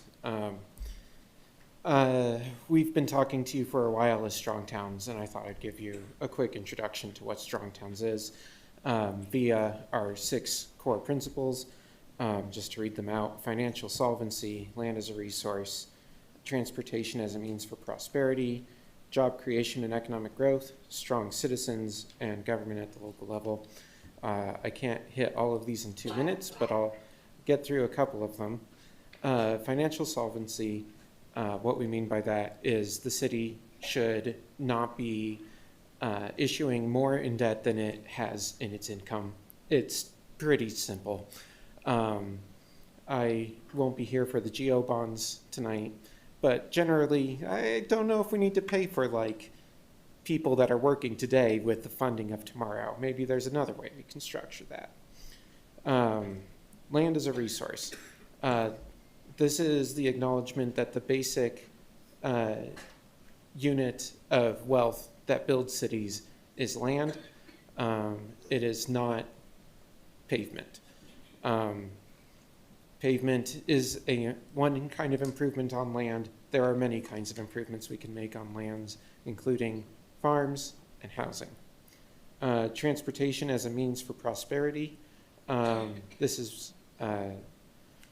Transportation shouldn't be an end unto itself. Transportation should have a goal. Job creation and economic growth. Those are the traditional hallmarks of success for a municipality. They are a good measuring stick, but they should not be the goal by themselves. Strong citizens. We believe that a strong town is comprised of strong people. That doesn't just mean government. That means the person throwing a block party in your neighborhood.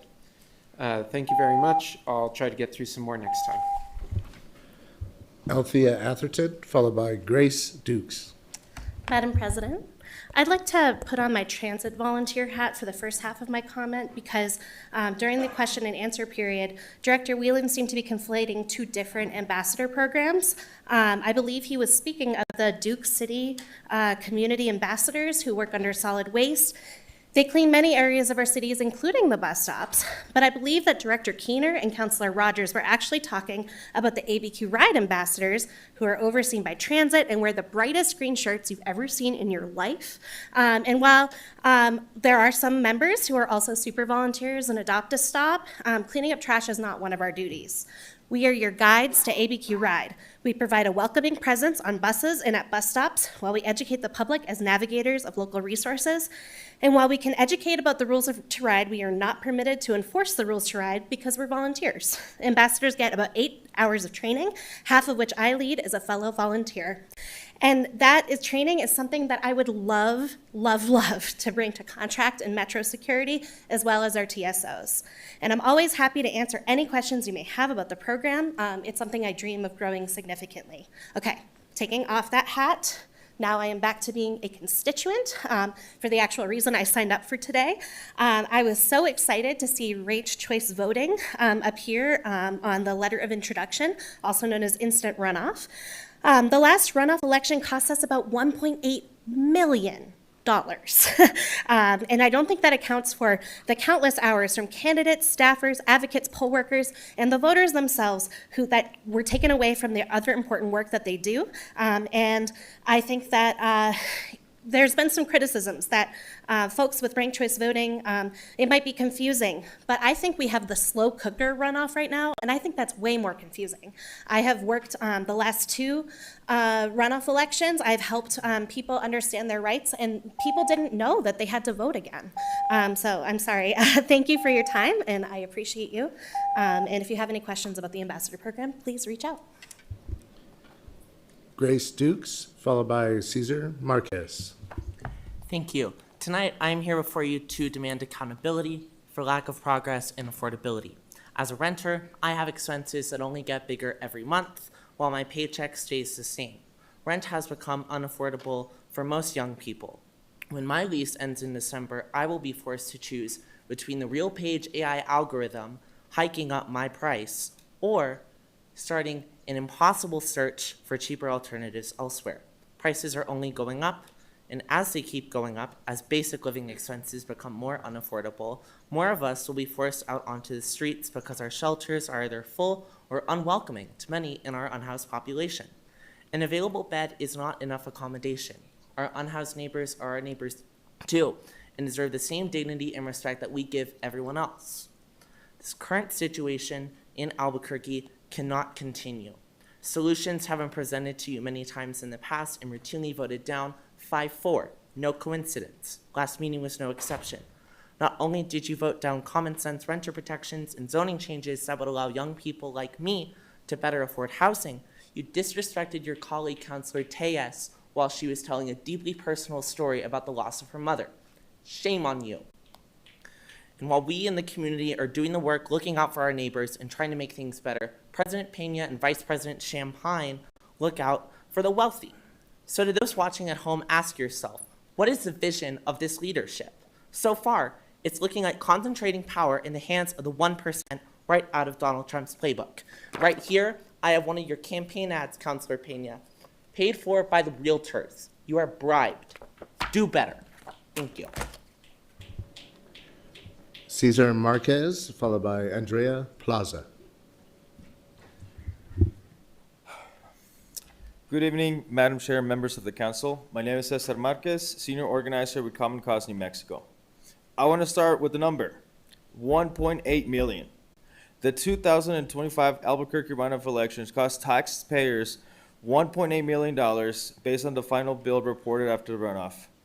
We should not be spending that kind of money on a second election when there is a proven way to get a majority winner in one election. Albuquerque already requires majority winners. If no one reaches over 50%, we hold a separate runoff. But that second election costs money and fewer people come back to vote. An instant runoff keeps the same goal, a true majority winner, but does it in one election. Instant runoffs are simple. Voters rank candidates 1, 2, 3, 4, 5, and if no one gets a majority, the last place candidate is eliminated, and those votes transfer to the next choice until someone reaches over 50%. It is basically a runoff, just counted instantly so voters do not have to come back. I have heard concerns that this is confusing or unfair. The courts have already decided that ranked choice voting, instant runoffs, do not violate the one vote, one rule. You can ChatGPT or Google this. And if anyone still thinks that instant runoffs are confusing, I am more than happy to bring the Legos back and demonstrate an instant runoff on record again. It's straightforward, and cities like Las Cruces and Santa Fe, which anybody here can visit, I'm more than happy to bring the county clerks to also explain it to you if you have any questions. But these cities in our state are already using it successfully. So my ask is simple. Move this ordinance forward so Albuquerque can modernize our elections, protect taxpayer dollars, and elect leaders with real majority support. Thank you. Andrea Plaza, followed by Aurora Arreola. Madam Chair and members of the council, my name is Andrea Plaza, and I am the executive director of Encuentro. Since 2010, Encuentro's focus has been to provide the Latino immigrant community with top quality adult education programs. Our programming is a key on-ramp to workforce development efforts in Albuquerque, preparing workers to fill positions in key industries that are currently experiencing workforce shortages. Immigrants play an outsized role in New Mexico's workforce. For example, 10% of the state's population are immigrants, yet we represent over 13% of the workforce. We would like to praise Bernalillo County and the City of Albuquerque for bringing forward the Safer Community Places Ordinance. The workers who care for our most vulnerable residents, our children, the elderly, people with disabilities, should not live with the constant fear that they or their clients and our children will be targeted. At a time when this nation should be doubling down on addressing affordability, growing safety net benefits, and workforce development for transitioning workers, it is a travesty that we instead are having to take measures to protect our communities and local economies from the federal government. That said, we are proud of New Mexico and what we have all built together. We cannot and will not allow this administration to break down what we have all built up, a state in which we care for our neighbors, value family, and recognize the vast contribution of immigrant communities. Passing the Safer Community Places Ordinance is a step in the right direction to protect our workers, small businesses, and the most vulnerable Burqueños. Thank you. Aurora Areola, followed by Tyler Richter. Good evening, Madam President and councilors. My name is Aurora Arriola, and I serve as the Policy and Economic Justice Manager at the New Mexico Immigrant Law Center. And I stand here today not only as a proud daughter of immigrants, but as someone who calls New Mexico home. According to the Migration Policy Institute's state labor force analysis, in New Mexico, workers born outside of the United States participate in a labor force with about 62% of immigrants aged 16 and older in the labor force. This is a high rate. This means immigrant workers are actively contributing, paying wages, and filling jobs across multiple industries. Immigrant-owned businesses and broader local business community are better able to maintain stability and continue investing locally when policies create clarity and security within their communities. When small businesses can operate with confidence and grow, they create more jobs, support family income, and strengthen the economic foundation of our city. When immigrant workers are protected, businesses maintain workforce stability, protect productivity, and plan for long-term growth. When small businesses can plan and invest with certainty, they create jobs, expand services, increase local spending, and build the economic resilience that our city depends on. As part of the Color Theory Coalition, a partnership of community-based organizations that support entrepreneurship and small business development across our state, we see every day how economic mobility is deeply tied to stability and community safety. When immigrant families and businesses succeed, Albuquerque's economy grows stronger. I ask you to continue protecting our immigrant communities as you have in the past by supporting the Safer Community Places Ordinance. Thank you so much. Tyler Richter, followed by Marie Marmash. I won't use all 2 minutes, but I'll note that the Route 66 Visitor Center is not yet open. There is nothing on its schedule for the centennial celebration of Route 66, and I have a poem for Ms. Pena.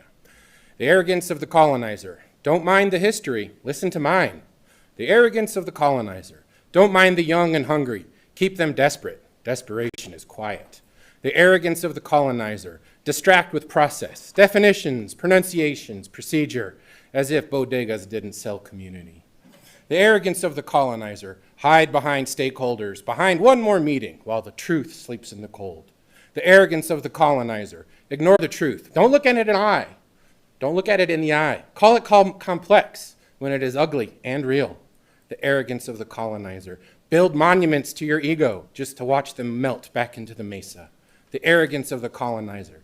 Speak of community and build walls at night. Community doesn't have a gate. Community doesn't build taller walls. Community loves the ugly. Community is for all. Shame. Marie Marmash, followed by Tad Newminsky. Good evening, Madam President Pena, Vice President Champagne, and members of the City Council.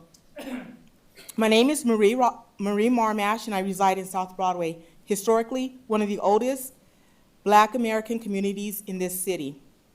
As a resident, I've received several calls from friends within the African American community seeking more information about the African American Advisory Board. First of all, I want to thank Ms. Nicole Rogers, Councilperson Nicole Rogers, for her hard work in creating this board. But that said, I would respectfully ask that this process be slowed down just a bit. The community members who contacted me, my friends, had questions about the board, such as who are the members, how were they chosen, and why do some members hold permanent positions? I would suggest that each council person partner with the Office of Black Community Engagement and/or the Office of Community Empowerment to host meetings with their Black constituents in the respective districts. And I want to be clear, I do not speak for all Black residents of Albuquerque. But the partnership would give community members an opportunity to ask questions, to feel genuinely included, and to help address issues with transparency, and also would offer the chance that the board would be sustainable and viable long-term. I thank you for your time and consideration. Tad Newminski, followed by Fernanda Banda. Thank you. My name is Ted Niemiski. Well, okay, let me tell you, you are not lawyers right here. If you're not a lawyer, you cannot pass law. Look at what's going on, people coming here to the meeting lately, and you do not listen, people coming and voicing. Those people finally getting such angry and using all different acts, performing all not appropriate acts. Now, I brought the ABT, I was on the top, probably 10, maybe even 5. We brought APD to federal justice. I will see, and I will bring it, this chamber right here, where it belongs. Now, let's go, Robert. She's the politician, dirty liar. Yes, that's what she says, that's one thing, and what she's doing, that's different thing. That's its example. I don't want to go to the detail. Champion, well, he's like her, except he little bit different approach, but has own interest behind it. Roberts, Louis lost his church. Fernanda Banda, followed by Joe Calkins on Zoom.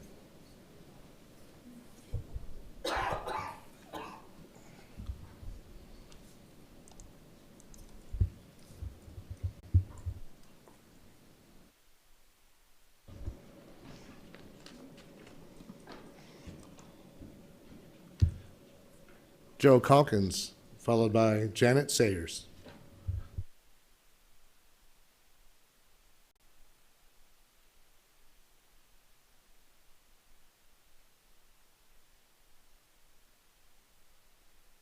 Trying to turn up the video. Here we go. Good evening, Madam President and councilors. My name is Joe Calkins, and I have lived in District 2 for 49 years. I have 2 points tonight. First, when campers were removed from my block on February 24, I badly needed that relief. But it was also heartbreaking. People were displaced with nowhere stable to go. If individuals refuse shelter, the city still needs designated places where they can legally stay without being pushed from block to block. Second, I've heard Albuquerque Community Safety report that people are safer than ever. That has not been my experience. In the year ending February 1, I filed well over 200 requests related to campers near my home. They were moved away roughly 10 times. In several cases, they were relocated closer to me. I was told unsafe situations would be escalated. From my perspective, that has not been happening consistently. I ask that the city track and publish response outcomes in satisfaction in a meaningful way. And I composed that for 60 seconds, but if I have a little bit more time, I'd like to say that give kudos to the city council staff there at City Hall. I called up this afternoon to find out how close we were to the limit at which people would be moved down to 60 seconds. And somebody answered and told me it was very close and would probably go over, so I developed my speech for 60 seconds. But then a moment later, somebody called and she had missed my call. This is not the first time this has happened. The secretary there at City Hall. Mr. Cornelius, can you let him know we're having a hard time hearing him? Mr. Calkins, you're breaking up there at the end. Oh, no. Loud and clear now, sir. Please proceed. Okay.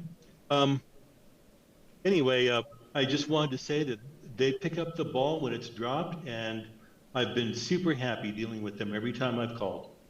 Thank you very much. Janet Sayers.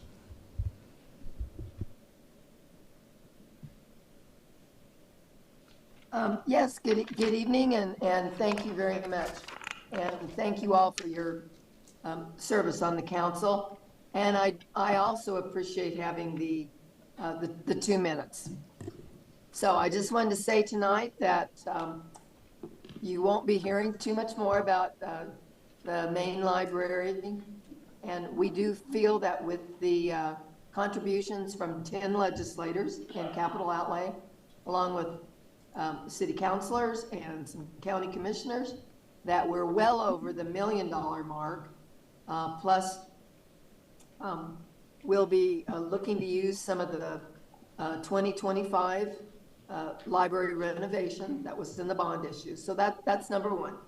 Number two, Arts and Culture Director Shel Sanchez didn't have a chance to tell you, but the speaker series is going very well. And that was put together by some of the history groups. It's on the 4th Saturday of every month at 11 o'clock. And we've had sellout crowds of between 50 and 60 at some of the venues. We're using 5 of the libraries along with the place by the railroad. Okay, the Wheels Museum and some other county locations, a site in Bernalillo, Las Lunas. So we're very happy. The history is very happy to be part of the Route 66 celebration. And lastly, the Library Advisory Board is very much looking forward to providing productive and thoughtful comment during the 2027 operating budget time, and also the same discussion of the capital improvement budget, which will happen later, but it's all being prepared right now. So again, thank you for your time and thank you for the 2 minutes. Thank you. Madam President, there were 2 other folks I could not locate in Zoom, so that concludes general public comment. Thank you. Thank you so much, and congratulations, Ms. Sayers. You did an excellent job. Oh, and thank you all for your help very much. So we are now on other business.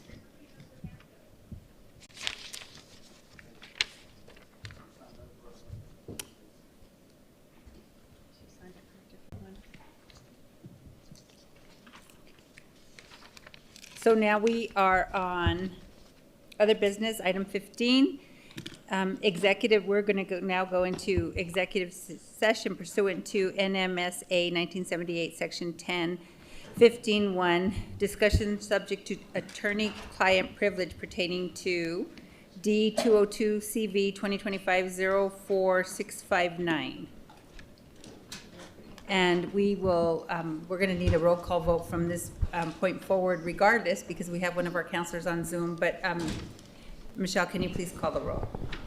Counselor Baca? Yes. Counselor Bassan? Yes. Vice President Champagne? Yes. Counselor Piebelkorn? Yes. Counselor Grapp? Yes. Counselor Lewis? Yes. Counselor Rogers? Yes. Counselor Tejas? Yes. President Pena? Passes unanimously.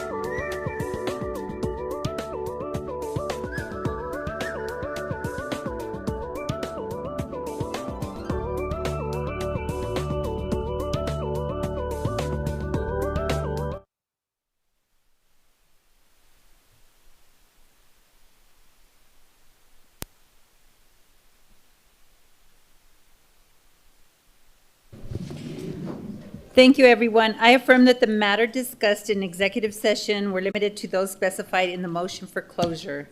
So we are now on to item 11, approvals. There are none, and we are at our final section tonight, which is final actions. So now we are on 011. Councilor Rogers. Thank you, Madam President. I'm pleased to reintroduce this bill, 026-11, which represents a thoughtful step forward in strengthening equitable outcomes and ensuring that our policies are informed both by lived experience and professional expertise.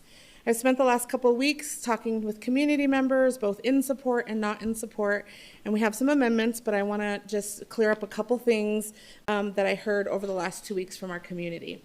One was about permanent seats. And so thank you to our staff for helping me compile a list of boards and commissions that already have permanent staff or permanent members. We modeled this, our ordinance today, off of several other cities that we researched, as well as our Commission on American Indian and Alaskan Native. But I want to focus on ones that aren't specific to populations. We have the Balloon Fiesta Park that has permanent seats. We have Balloon Museum Board of Trustees, Biological Park Board. We have our Domestic Violence Sexual Assault Commission that have permanent seats, our Information Services Committee, Intragovernmental Conference Committee, our Library Advisory, our Route 66 Center Commission, our Veterans and Military Affairs Advisory, just to name a few. And this proposal, I just want to give some historical background, was a part of my work in the City of Albuquerque's Office of Black Community Engagement, where Pat Davis, actually in 2021, wanted to start an African American advisory board. And at that time, our community hadn't done the work of meeting, looking at data to really decide what the focus of that board would be. So at that time in 2022, I convened by outlining over 33 intersections in the Black community. Some of those members are here in the audience today.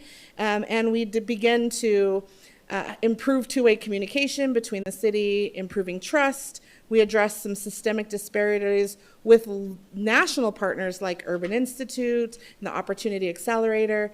And the strategy team was designed not only to elevate lived experience, but to ensure the route was grounded in sound research, data, and best practices. So this is not something I just dreamed up real quick. We also want to be really clear about something else that's really important. Is we have gotten feedback from folks saying, well, maybe this isn't okay because you're excluding other communities outside the Black community. But I want to point to the subject matter experts. We're talking about expertise here, not limiting participation based on identity. We have a lot of subject matter experts in our community, but there may be some where we need to look outside of our community for professional knowledge, technical background, some of the things I know, but I'm pretty positive we have a lot of this expertise in our community, but that does not mean we cannot look outside of our community for that expertise. We are seeking the strongest minds, most informed perspectives to help us do this work well and responsibly. At the same time, we recognize that lived experience is also the most important form of expertise. And the balance of professional insight, community voice is how I lead. And so, and I know we have some people here who will speak in favor of it and some who will speak in opposition. And I want to say clearly that regardless, the level of engagement that we've seen in our community over the last 2 weeks on this issue is something I welcome. And I'm excited to see so many of us come into these chambers, regardless of how you speak of the bill tonight. It demonstrates that people in our community deeply care about the direction of our city. Civic participation is a strength, and I'm genuinely encouraged to see such involvement. Finally, I recognize that no policy is ever perfect on day one. I am confident that after the first year of implementation, if adjustments are needed, we can return to council and refine and improve this legislation. But I know one thing is we got to start somewhere. We know that the orgs to answer some of the questions from our public commenters during general public comment were chosen because they are Black serving organizations specifically, their mission is to move our community forward. We have a lot of Black-led organizations who absolutely are welcome as subject matter experts or a part of our community voting members, which is some of the amendments that I have. I heard deeply from the community that they wanted a voting seat, not just to be at the table. And so some of the amendments will make sure that also the community members will have equal vote as well as the permanent seats. And so I look forward to the discussion, and I move a do pass. Second. So it's a motion for a do pass on O11 and second by Councilor Fiebelkorn. Do you want to go over amendments first before public comment? Sure, I think that's okay. Thank you, Madam Mr. Vice President. So I'd like to move Amendment A, which is number 1 in our packets, and we'll have it on the screen for folks to be able to follow along. This is on page 2, line 31, the blue line amended as follows. A, the board shall consist of 17 voting members, and again, that's to make sure that the community member seats are voting members of the board. And then because of that, we'll have to update on page 4, lines 27 to 30, that the quorum, meaning when the board can actually vote, would be 9 members must be there to vote. And then it just specifies that the board shall not vote on matters unless quorum of the members are present, and which means you can still have presentations, discuss items, but without a quorum, we wouldn't be voting. And I urge your support. Second. We have a motion and a second by Councilor Fiebelkorn. Any discussion? Seeing none, Madam Clerk, for a roll call. Counselor Baca? Yes. Counselor Bassan? Yes. Vice President Champagne? Yes. Counselor Fiebelkorn? Yes. Counselor Grout? Yes. Counselor Lewis? Yes. Counselor Rogers? Yes. Counselor Tejas? Yes. President Pena? Yes. Passes unanimously. All right, on to amendment number 2. Thank you, Mr. Vice President. I would like to move for amendment number 2, labeled B in your packets. This is a technical update just to capitalize the word black in our whereas statements. And it's that simple, just a technical amendment. I move a do pass. Second. We have a do pass on amendment number 2, seconded by Councilor Fiebelkorn. Discussion? Madam Clerk? Counselor Baca? Yes. Counselor Bassan? Yes. Vice President Champagne? Yes. Counselor Fiebelkorn? Yes. Counselor Grout? Yes. Counselor Lewis? Yes. Counselor Rogers? Yes. Counselor Tejas? Yes. President Pena? Yes. Passes unanimously. On to amendment number C, or letter C. Thank you, Mr. Vice President. Now I would like to move for amendment number 3, labeled C in your packets. And this is thank you to Councilor Bassan after our awesome conversation about some of the calls she received. We also included policies and procedures, which I had left out of the bill, of the ordinance, and I appreciate her. So beginning on page 4, line 31, we would just add the word policies and procedures along with the bylaws, so that this board would be responsible for also coming up with the policies and procedures on how the board would operate in addition to their bylaws. And that we would just want them to do that by the end of the first year and review it on an annual basis. And I move a do pass. Second. So motion is a do pass on amendment C, seconded by Councilor Fiebelkorn. Any discussion? No, I just would like to add, thank you, Councilor Champagne, that the bylaws, a lot of the feedback we got from community is things that we can add in our bylaws. It doesn't have to necessarily live in the ordinance, but I want this group to have charge to, if they find at the end of the year there's some needed changes to this bylaw or to the ordinance because of their bylaws and their policies and procedures, I'm more than happy to carry those amendments at the end of the first year. And I urge your support. Madam Clerk? Counselor Baca? Yes. Counselor Bassan? Yes. Vice President Champagne? Yes. Counselor Fiebelkorn? Yes. Counselor Grout? Yes. Counselor Lewis? Yes. Counselor Rogers? Yes. Counselor Tejas? Yes. President Pena? Yes. Passes unanimously. On to floor amendment number 4. Thank you. Floor amendment item D or 4 in our packets. This is another technical amendment, just we forgot a space between alternate and may. And so we're just correcting that typographical error. And I move for a due pass. Second. Motion's a due pass with a second from Councilor Feeblecorn. Anybody going to discuss the slash? Madam Clerk. Counselor Baca? Yes. Counselor Bassan? Yes. Vice President Champagne? Yes. Counselor Feeblecorn? Yes. Counselor Grout? Yes. Counselor Lewis? Yes. Counselor Rogers? Yes. Counselor Tejas? Yes. President Pena? Yes. Passes unanimously. Perfect. And that takes care of all the floor amendments, Madam President. We can move on to public comments. Mr. Garrett? Thank you, Madam President and Mr. Vice President. Up first, we have Adoni Ruthini, followed by Willie Williams.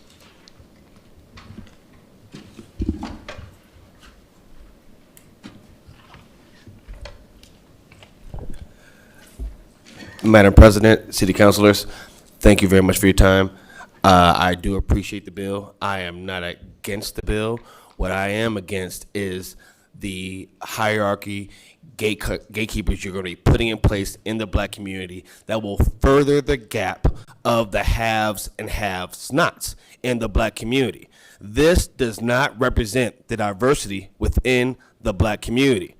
First of all, how do you not have the NAACP on the list?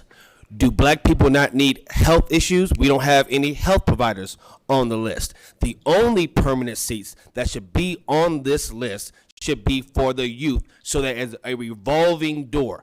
A lot of these people on the list already have the ear of the mayor, already have the ear of the city council. This does not echo the voice of the rest of us. It does not add to the voices of so many black people in the city of Albuquerque. This bill is a mistake if you will allow all of these groups without considering the rest of us to have a voice.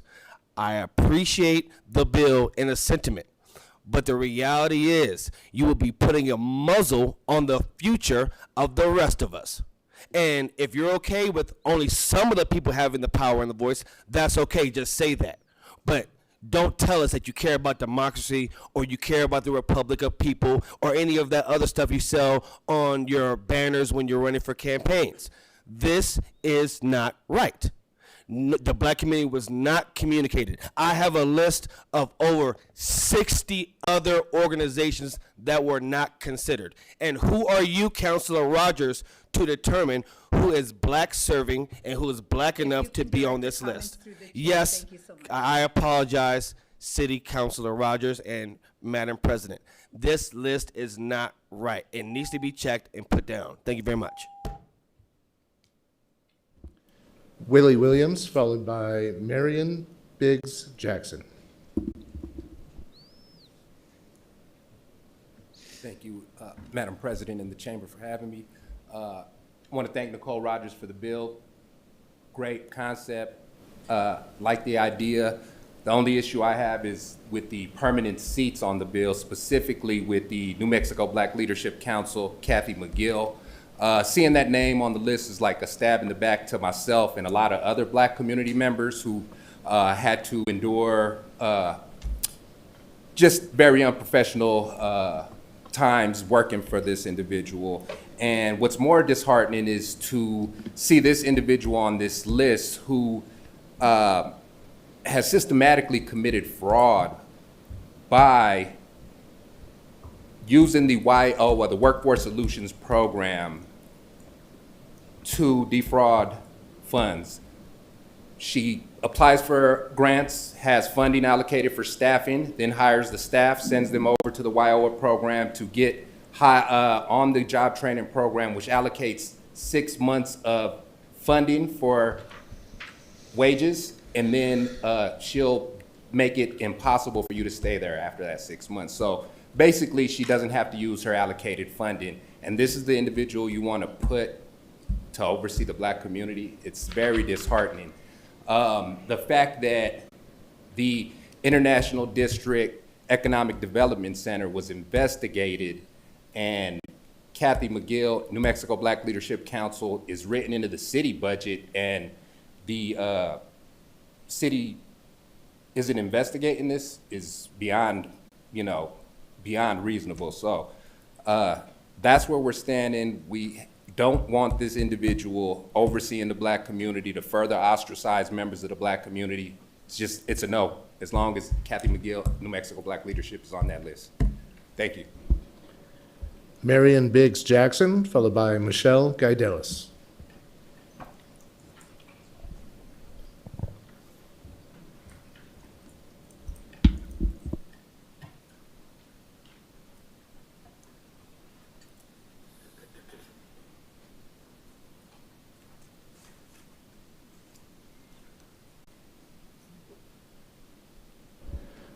Michelle Gaidelis, followed by Dr. Lisa Christofferson.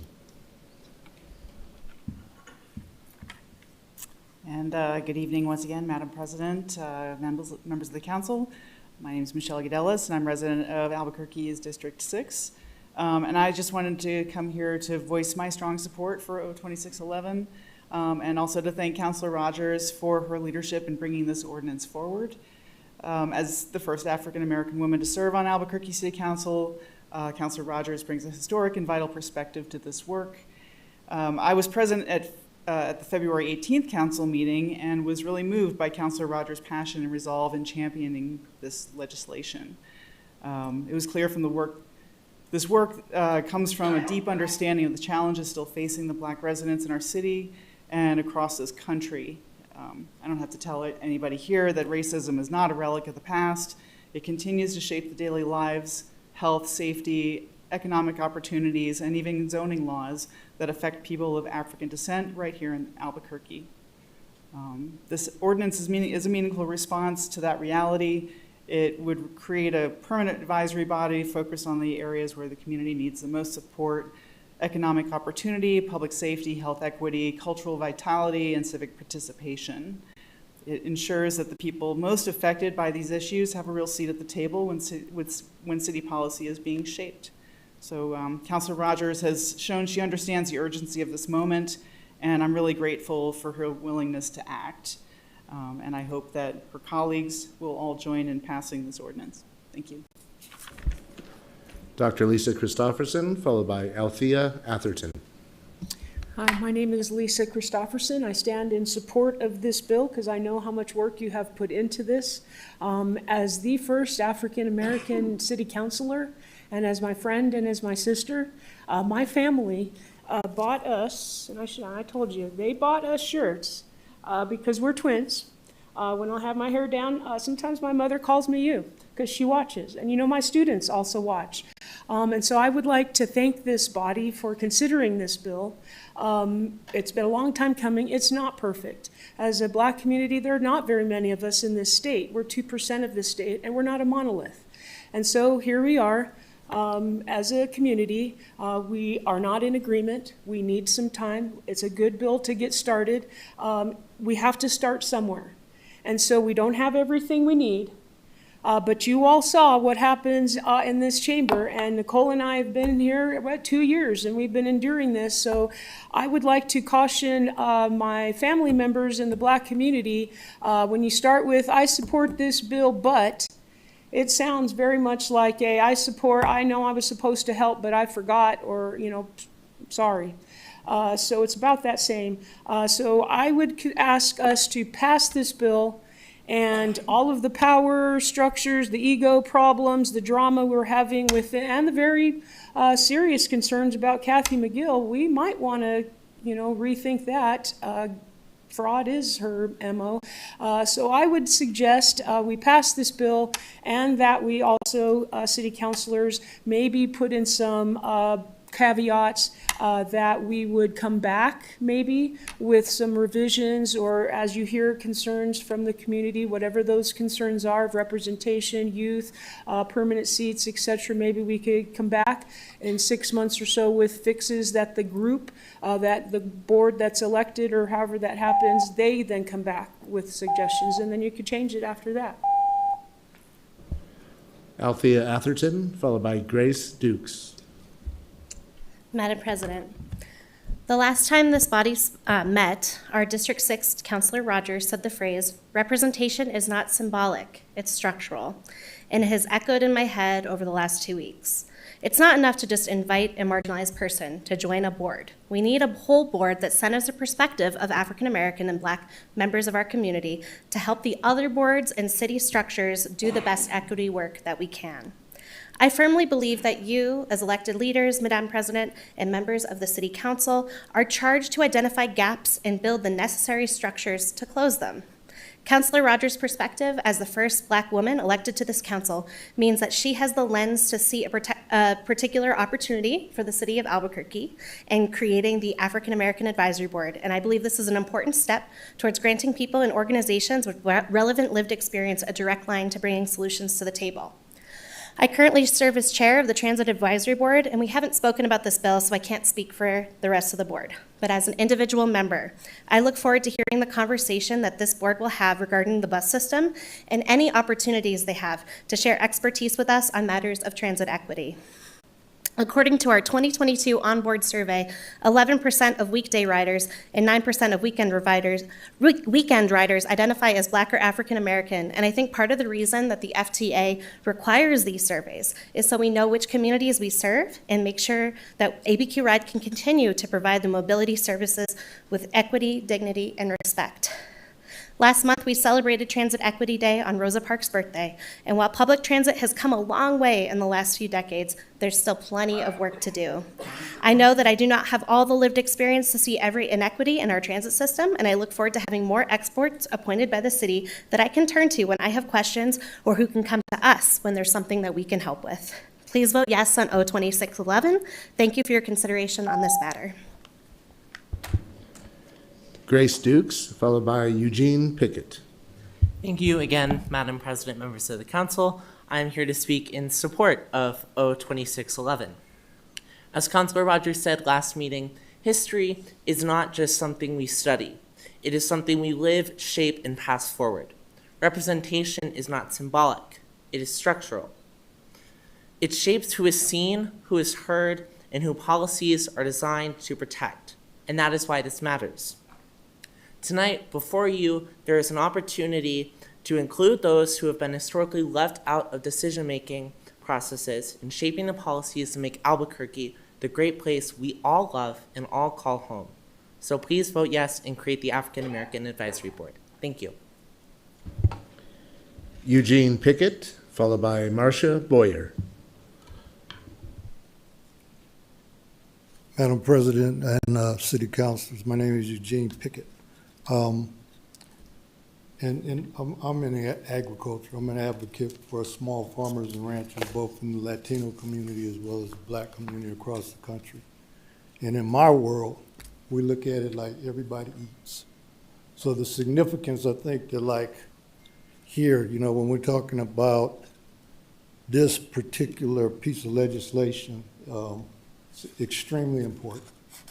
But, and it's not a negative but, the opportunity in process to engage the community, you know, in such a way that like there is input encouraged. So I mean, it's not like only tonight, but if this could be at least, you know, like a broader based public hearing, some form of workshops that were set up, because the unspoken elements that may not have participated. I'm a church guy. So I know the church is here. You know what I'm saying? I mean, you know, so when they say like that, you know, the unspoken voices need to participate. You have to have that participation, you know, because when you don't, you know, we're going to lack. And I felt very appreciative of the security here tonight. Because no one, none of the counselors, none of the audience, especially, you know, like black women, should not feel intimidated, should not feel unsafe, you know, because we're living in a time where, you know, safety is so important. You know, so when you encourage the engagement, then the engagement and the input will manifest because everyone will have their vested interests. So if you leave that piece out, then I think one of the most important things in terms of how you want to engage the black community will be left out. Marcia Boyer, followed by Tad Niemitzki.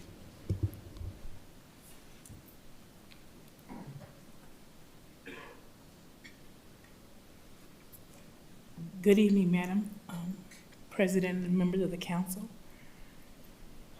I'm Marcia Boyer, and I normally don't speak, so my nerves may get the best of me.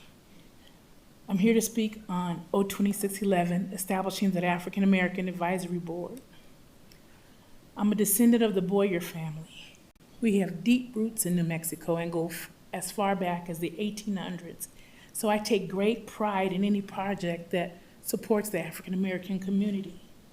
I'm a resident of the Kirtland community, where my parents, who are recently deceased, and I have lived there for over 70 years. I've received calls and concerns about how the members of the advisory board are selected.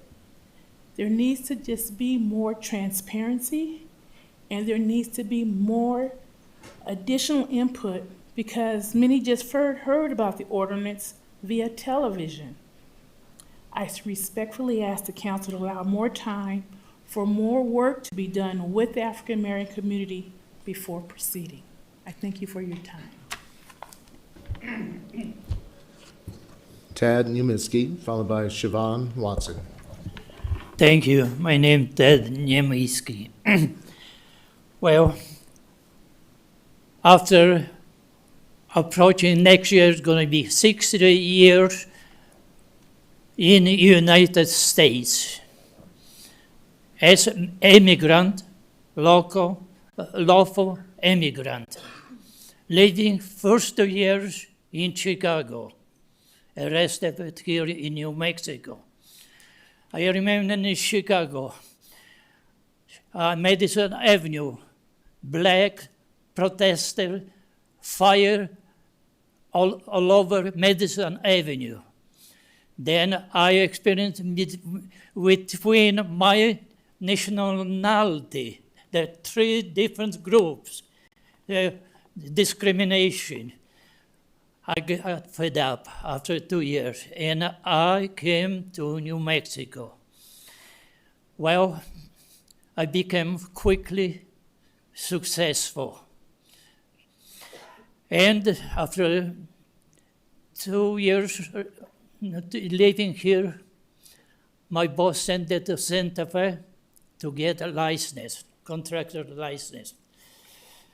I was for a while successful, but then racism I experienced. So speaking about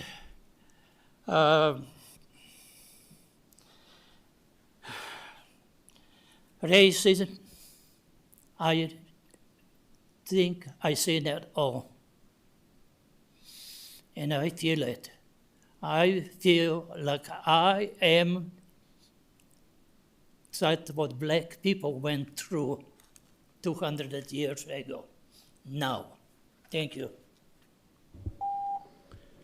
Siobhan Watson, followed by Benny McGee on Zoom. Good evening, Council President and councilors. My name is Siobhan Watson, and I am here to support the establishment of the African American Advisory Board. This board is important because representation is not symbolic, it is structural. When communities have formal seats at the table, policies become more informed, equitable, and more effective. Albuquerque's African American community has a distinct history, cultural presence, and lived experience that deserve intentional engagement within the city government. An advisory board creates a direct and a consistent line between communication between residents and decision makers. It allows concerns about economic development, public safety, housing access, small business growth, and youth opportunity, and as well as cultural to be addressed and coordinated in a strategic way. Without structure, voices are not often heard. With structure, voices become proactive and solution-oriented. This is not about division, it's about precision. When we recognize that different communities face different barriers, we can create better policy outcomes for everyone. Equity strengthens the entire city. Data shows that when historically unrepresented, communities are also included in planning and advisory roles. Cities see improved civic participation, stronger trust in government, and more sustainable policy implementation. And an African American Advisory Board would not replace existing systems, it would help strengthen them. It will serve a bridge between community and council, ensuring that engagement is consistent rather than occasional. Albuquerque grows stronger when all of us in the communities are seen, heard, and meaningful involved in the governance. Thank you. Benny McGee on Zoom. Greetings, council. Greetings, community. My name is Benny McGee. I'm a constituent of District 7. I come before you as a Black scholar with a bachelor's in African American Studies from UC Riverside and a master's in social science from UCLA. I strongly support Council Bill 011 and the creation of the advisory board. This is a significant opportunity to advance equity for Black people in the city of Albuquerque. When you lift up the people at the bottom, everybody else elevates. Make sure you keep that in mind. With that said, I have serious concerns about the board structure. I have worked for one of the listed organizations as a permanent seat, and based on my experience, I can confidently say there was no thorough insight or research into whether these organizations were the right representatives. Many are well-intended, but may not be equipped with the expertise or the technicality or even the historical insight needed to advise on complex issues. Also, Black migration is not done throughout the United States. So having permanent seats will never reflect the evolving Black community. I urge the council to involve experts, which is hard to find a Black expert on Blackness.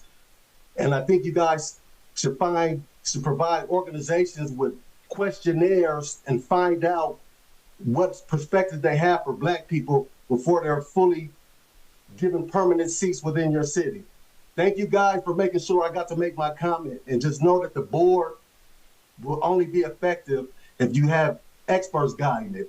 Make the experts decide who's on the board. I think that would be the best way to go about it. Thank you guys for your time. Enjoy your evening. Madam President, that concludes comment. Thank you. Thank you. You want to proceed with the entire bill? I can finish it if you Okay. want, Madam President. Okay. Councilors, any discussion on 2611?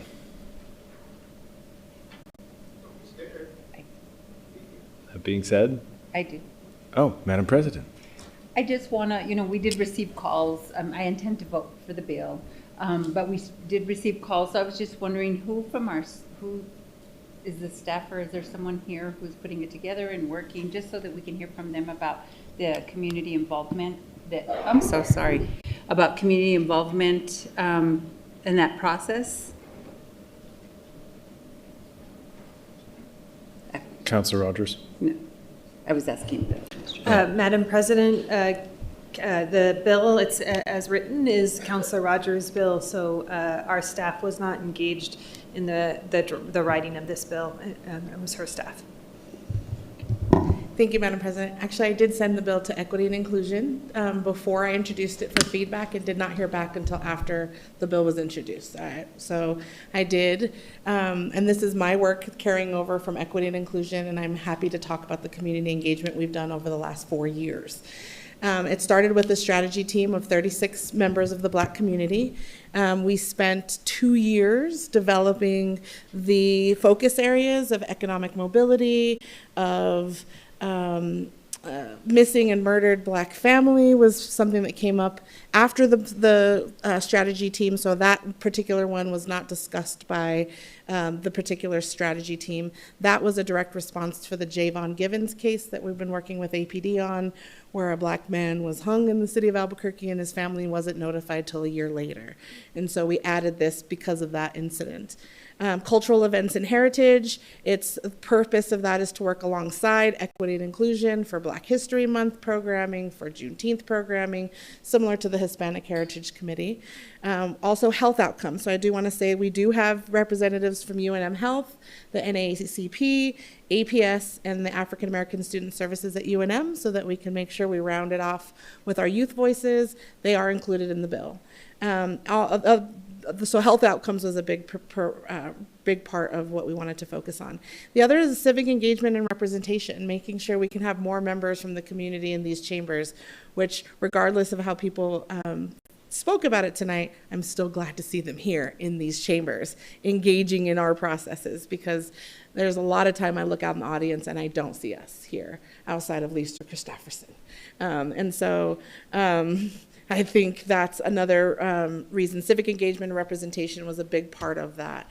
We've spent a lot of time on the board composition, and I feel, I absolutely have the most respect for the Boyer family and their legacy and history here, which is why we included the African American Museum and Cultural Center, which works to preserve that history of our homesteaders, and so that they can make sure to bring in that voice also from our history. So I really, again, it's not perfect, but I think we need something to start with.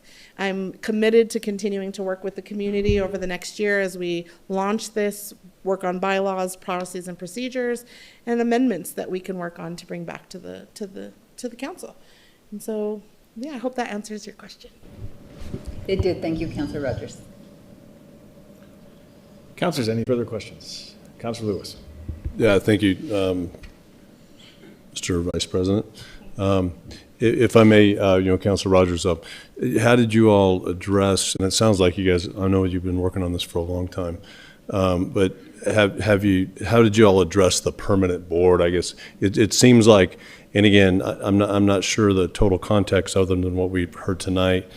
There might be some that feel, not represented, on your board, and there was the issue of a permanent members. I mean, how have you addressed those issues and those concerns?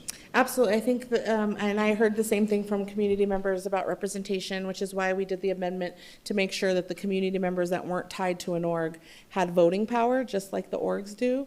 So all of the folks could sign up through the same boards and commission application process, even though they're not tied to one of these particular organizations. And so I think hearing from community, we made sure that those were voting members, so that if there's community members that wish to serve that are not a part of those orgs, there's still an opportunity to do so. And so I think as the board gets started, if they see that they need more community seats, I'm open to bringing that back and making amendments. And this really is just a starting point. We've been working on this, like I said, since Pat Davis. I even looked at his version of his bill that he had drafted that him and I were working on when I was in the role of Black community engagement. So, I did my best to be as thoughtful as possible, and I knew, because the Black community is not a monolith, that somebody was going to feel left out. But the point is that I know that we can work together to strengthen it as we move forward. Councilors, any further questions, comments? Councilor Rogers, to close. Thank you so much. And again, thank you to everybody who did public comment, in support or not. I look forward to working with you to strengthen this so that we can absolutely continue to make this a better product that's more representative of, and that is hard to do with the Black community. We're not going to ever get to a point where everybody at the time is represented. And so I urge your support as we take the vote. And the motion is a do pass on 2611. Madam Clerk. do pass as amended. Yes, ma'am. Counselor Baca? Yes. Counselor Bassan? Yes. Vice President Champagne? Yes. Counselor Fablecorn? Yes. Counselor Grau? Yes. Counselor Lewis? Yes. Counselor Rogers? Yes. Counselor Tejas? Yes. President Pena? Yes. Passes unanimously. Thank you. So we are now on R205, Counselor Grau. Thank you, Madam President. R205 is requiring the Albuquerque Fire and Rescue Department, the Albuquerque Police Department, and the Albuquerque Community Safety Department to provide quarterly operations reports. I move it do pass. There's a motion second for a due pass of R205. Thank you, Madam President. I just want to talk a little bit about this, this resolution. The true heroes of our city are our first responders in APD, AFR, and ACS. They do a fantastic job under stressful conditions. And I introduced this bill because I wanted more openness and transparency around their work and the challenges that they face. The health and safety of our community depends on them. It's our job to make sure that they have the resources that they need. For that, we need information. Since this bill was introduced in November, we've had great conversations with the leadership about the core goals of this bill. They're happy to provide regular operational reports to council. These reports will be accessible to the public on the department's websites, web pages, and they may be linked on councilors' project pages so constituents can see the great work that each department is doing. Councilors will also be able to have quarterly briefings with each department to review data, discuss trends, and identify district-specific issues. The updates will include improvements in technology and data systems so we can stay informed on progress and challenges. Letting the departments do this administratively will achieve the same goals, but more quickly and with more flexibility. I'm excited that the public will be able to see the full story around the work that each department completes on a day-to-day basis. So, I'm going to move to withdraw this bill. The objectives are being met through collaboration, so it's not necessary. I can always bring it back if I need to. This process has shown that when we work together, we can achieve policy goals more efficiently.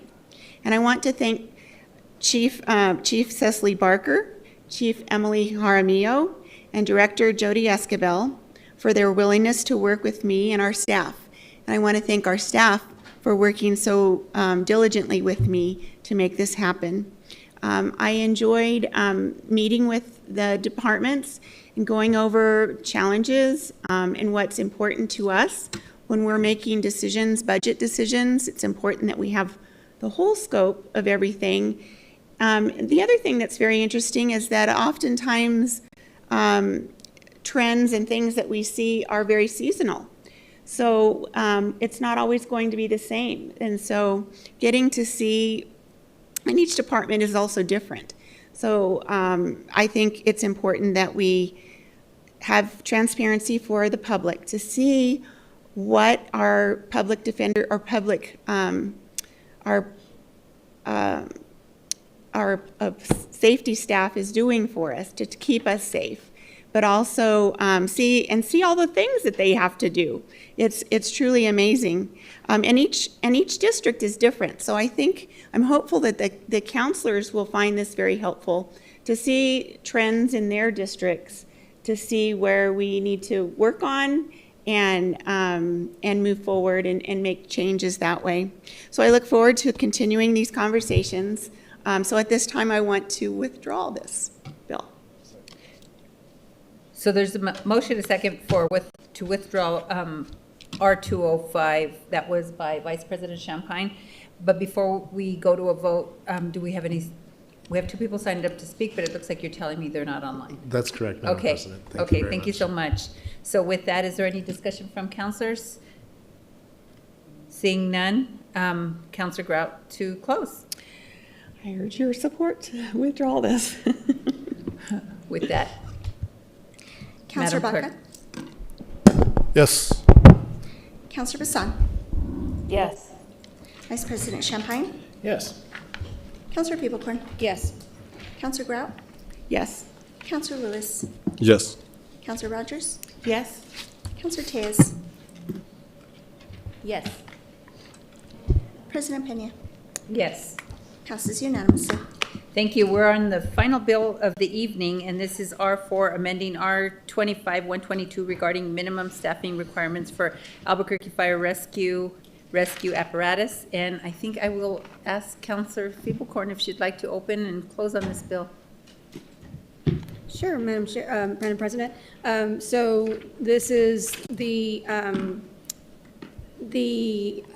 winding down of a lot of drama between City Council and the administration over staffing requirements for Albuquerque Fire and Rescue.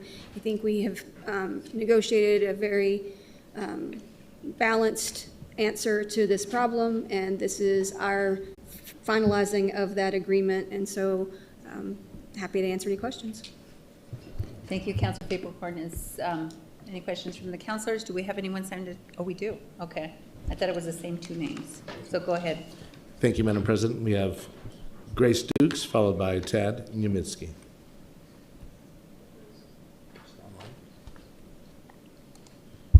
Tad Niemitzki.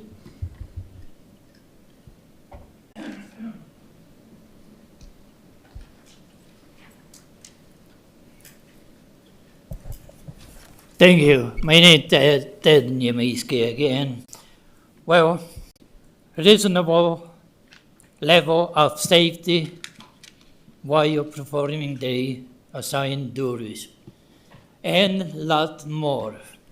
I have no problem. I really appreciate paramedic, but I do have a lot of problem to the fire department destroying so-called abandoned houses. How they destroying? Because I've seen it, many houses being destroyed, busting windows, doors, and roof, because there's little fire in one. I could go over and over. Where is arson investigation? Oh no, that is homeless people. And the case is closed. I asked the fire department to release all fires, abandoned houses fires during the last 3 years. No response. And city clerk, Nathan, play games with me. I'm sorry, I'm filing this week or next week against city and to release against city clerk and fire department planning the director. Thank you. Thank you, Mr. Niemitzki. That your comments weren't germane to the bill, but I let you go ahead and complete them. So thank you so much. Next time, just try to make sure that your comments are germane to the bill. Is there any questions from our staff? I mean, counselors, I'm so sorry. Okay. Madam President, we need a motion. There wasn't one? I think there was one. I made it and then Councilor Feeblecorn.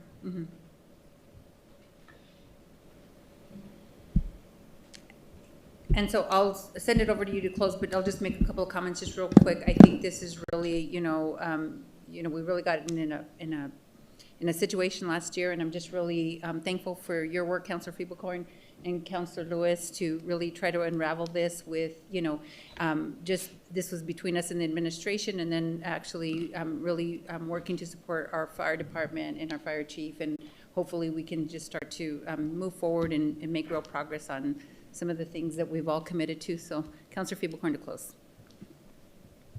Thank you, Madam President. I'll just say I'm looking forward to having this episode over.